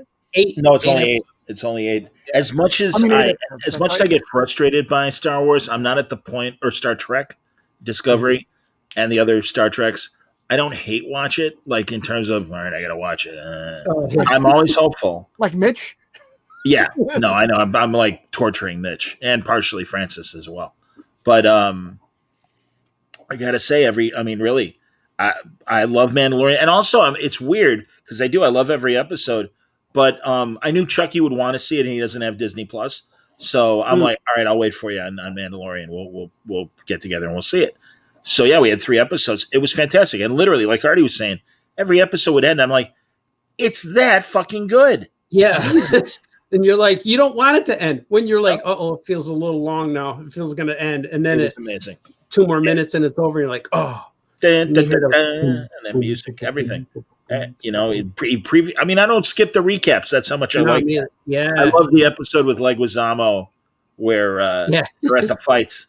Yeah, he's a Cyclops guy. Oh, yeah, that was really good. There's not really a bad episode in the bunch, but no. You just said you hated the whole season. I never said that. Yes, he You're did. Not yes, he did. And he said it makes his kids cry when they. You said that they don't even watch it because they're upset by it. Daddy, please don't watch Mandalorian again. It upsets you. No, they would prefer to watch Star Trek Discovery. That's why. Ooh. You know what? When I know when we're watching Clone Wars, and we're all in different hours. I'm all crazy hours here, vampire time, and so I'm watching the show, and the guys are falling asleep, and my son will say, "Dad, I need to go to bed, but you could keep watching it. Just let me know what episode we're off, so when I catch up on Disney Plus, when you're when you're sleeping during the day. Exactly. So then Friday comes and he goes, all right, I watched up to episode 13 of Clone Wars. We could watch 14. I'm like, all right, cool. So that's pretty fun. So we're all there, man. We all catch up. We all got different icons in Disney Plus where all our faces. Of course, I'm Chewbacca because it looks most like Sasquatch. But then we all, and my son's an elephant because he likes animals. But then we're all catching up. Yeah, it's pretty cool. And I got one that's called the Phantom. The Phantom, it's called the Phantom because if I want to watch something secret and I don't want to, wait for me to watch it, it's like I can't. So I'll go on the Phantom profile, and I'll watch whatever I want. That password protected? They can't go in to see what you've watched? But they could. Yeah, they could. But so then they know. I don't understand. They don't know who it is. Well, they don't go on that one because they don't know anybody named Phantom that lives in the house. So they're like, I'm not going on that one. Yeah. They don't know I did it. So they're like, what's that? The Phantom. You know what really excited me about episode 13? Ahsoka was great. There was so much great stuff in that episode. Bo-Katan, of course, a lot of people forget Bo-Katan was also a character from the animated stuff. Clone Wars, when she said, "Tell me where Grand Admiral Thrawn is," I was like, "Oh, yes, God." Yeah."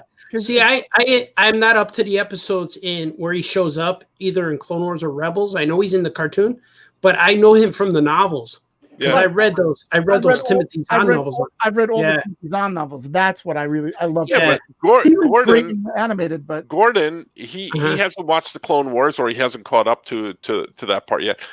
He hasn't read the novels, and he has no idea who Grand Admiral Thrawn is. He has no idea. That's a plot device for him to go, okay, that's who Ahsoka's looking for, because now they're rumored to have a series for her. Okay? Yeah.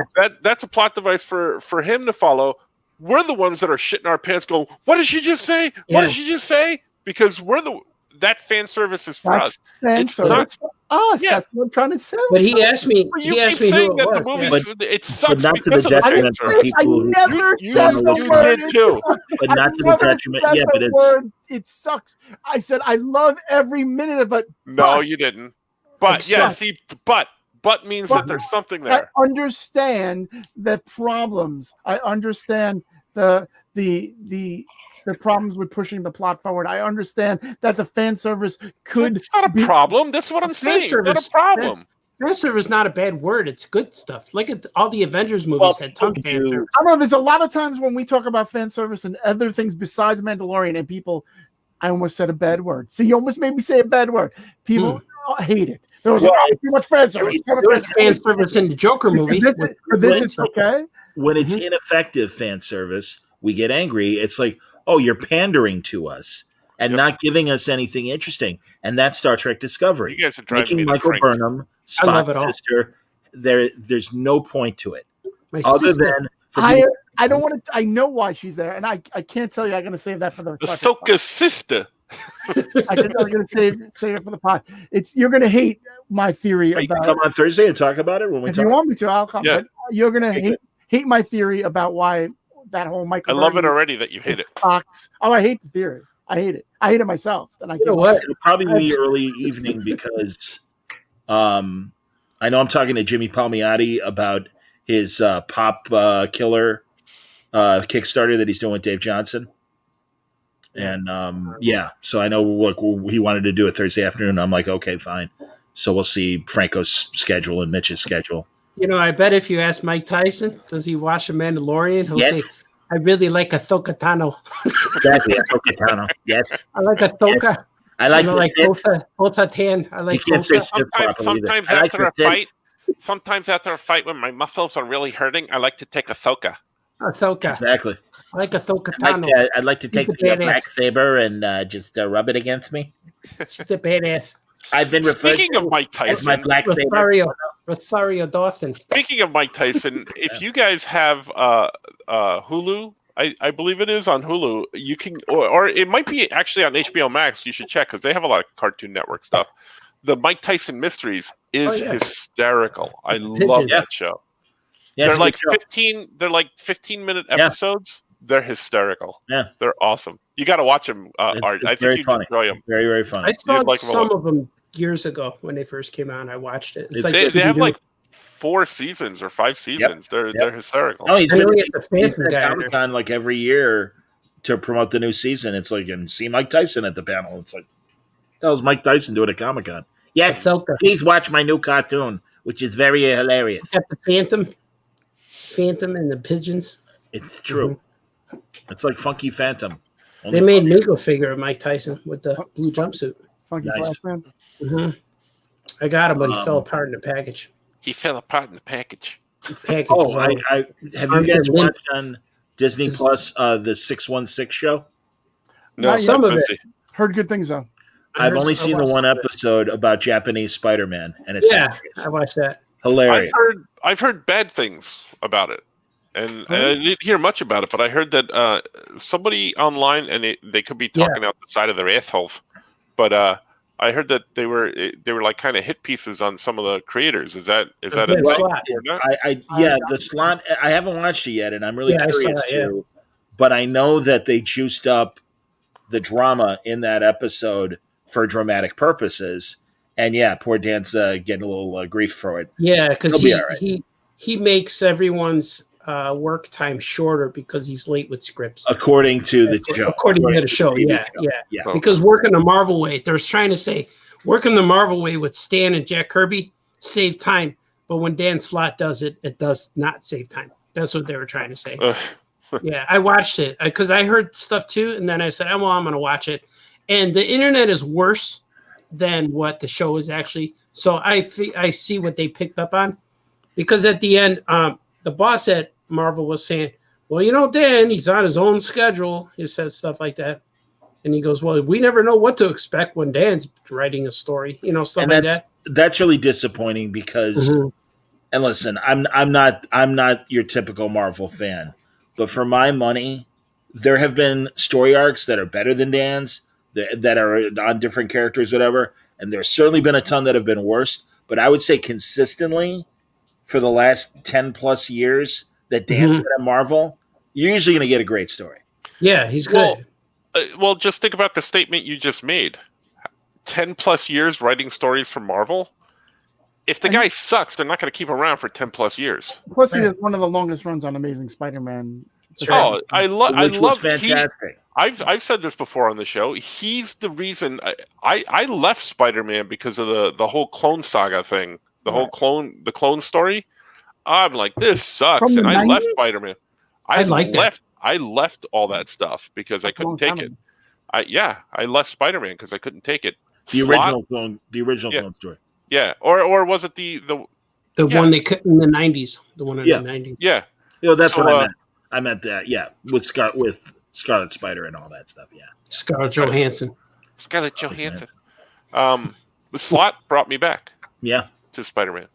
I remember another comic book podcast. I won't name it, but go ahead. Oh yeah, comics. Oh, yeah, actually, I will, because 11 o'clock comics and man, now you did it. And one of their hosts who hadn't been reading the current Dan Slott stuff, he's like, "Oh, Dan Slott on Spider-Man, when's that going to end?" And the other three hosts are like, "He is writing an exceptional Spider-Man." And they're like, "Dare we say it? If you want to do a Mount Rushmore of Spider-Man writers, you better make room for Dan Slott." And I'm like, "Yep."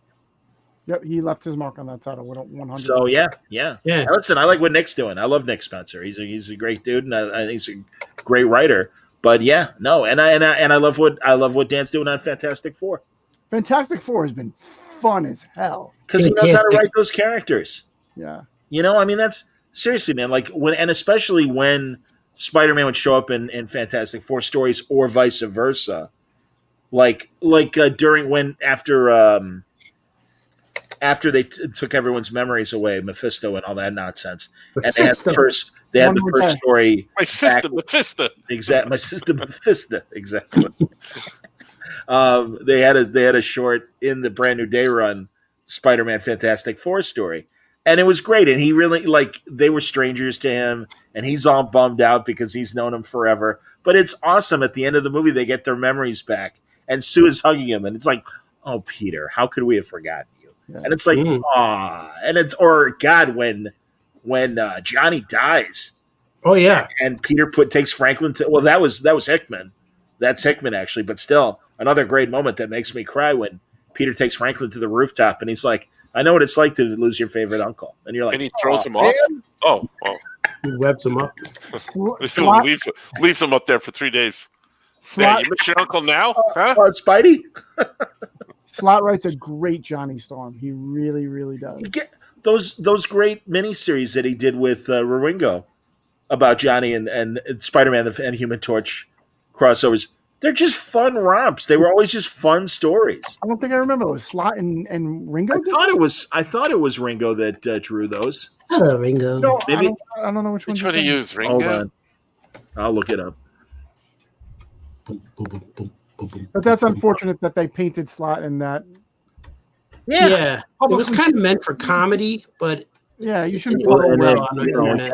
Wasn't there also a Brevoort and CB episode? I haven't seen it yet. That's what I'm saying. Oh, does that come out every week too? Because I'm not sure. I don't think so. I think because I don't know how long it's been coming out because there are many episodes sitting on sitting up there. So I don't really know. I saw the one with the ladies too, with the women writers and stuff.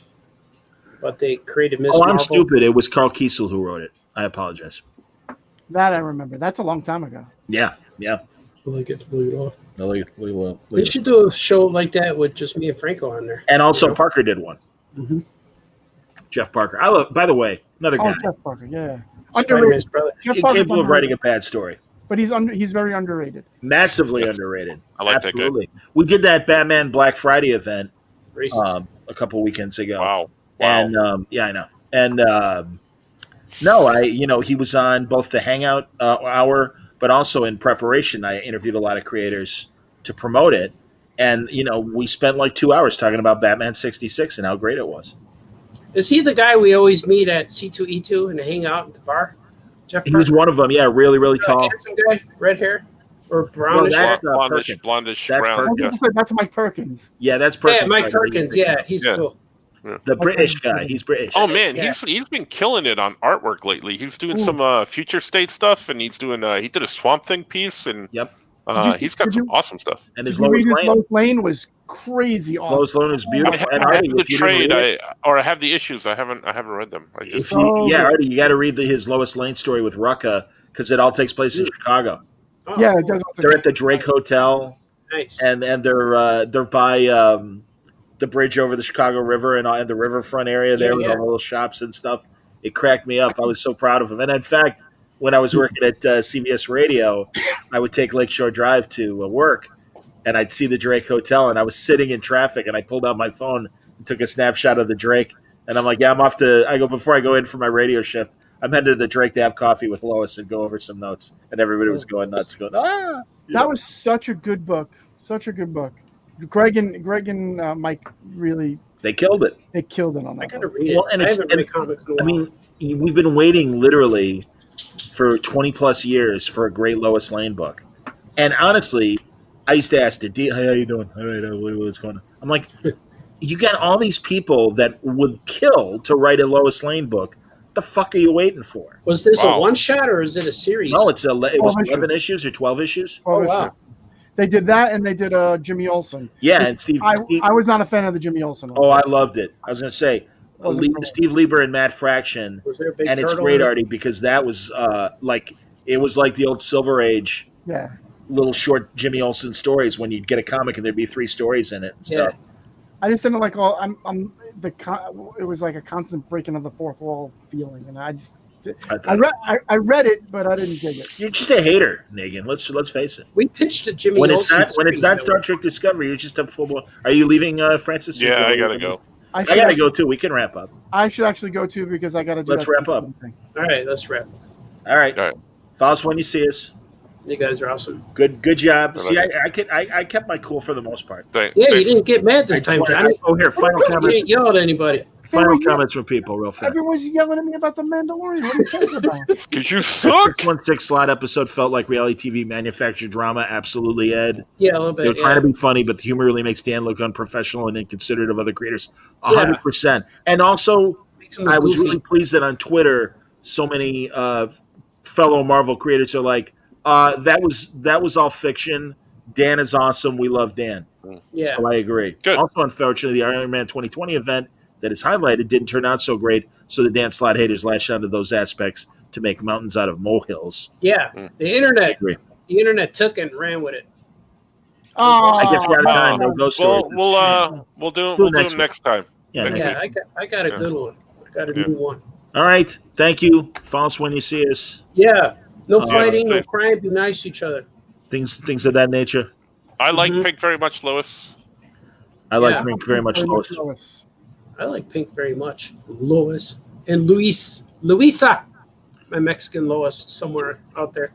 Mexican Lois. Luisa. Artie, say it, Artie. Say it. Yeah. Ooh. All right. Follow us when you see us. You guys are awesome. Thank you for arriving at this juncture in time. Okay, bye-bye.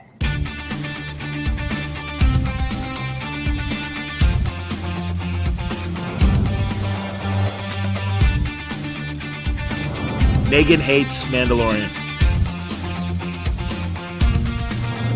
It's no Star Trek Discovery. That goes without saying.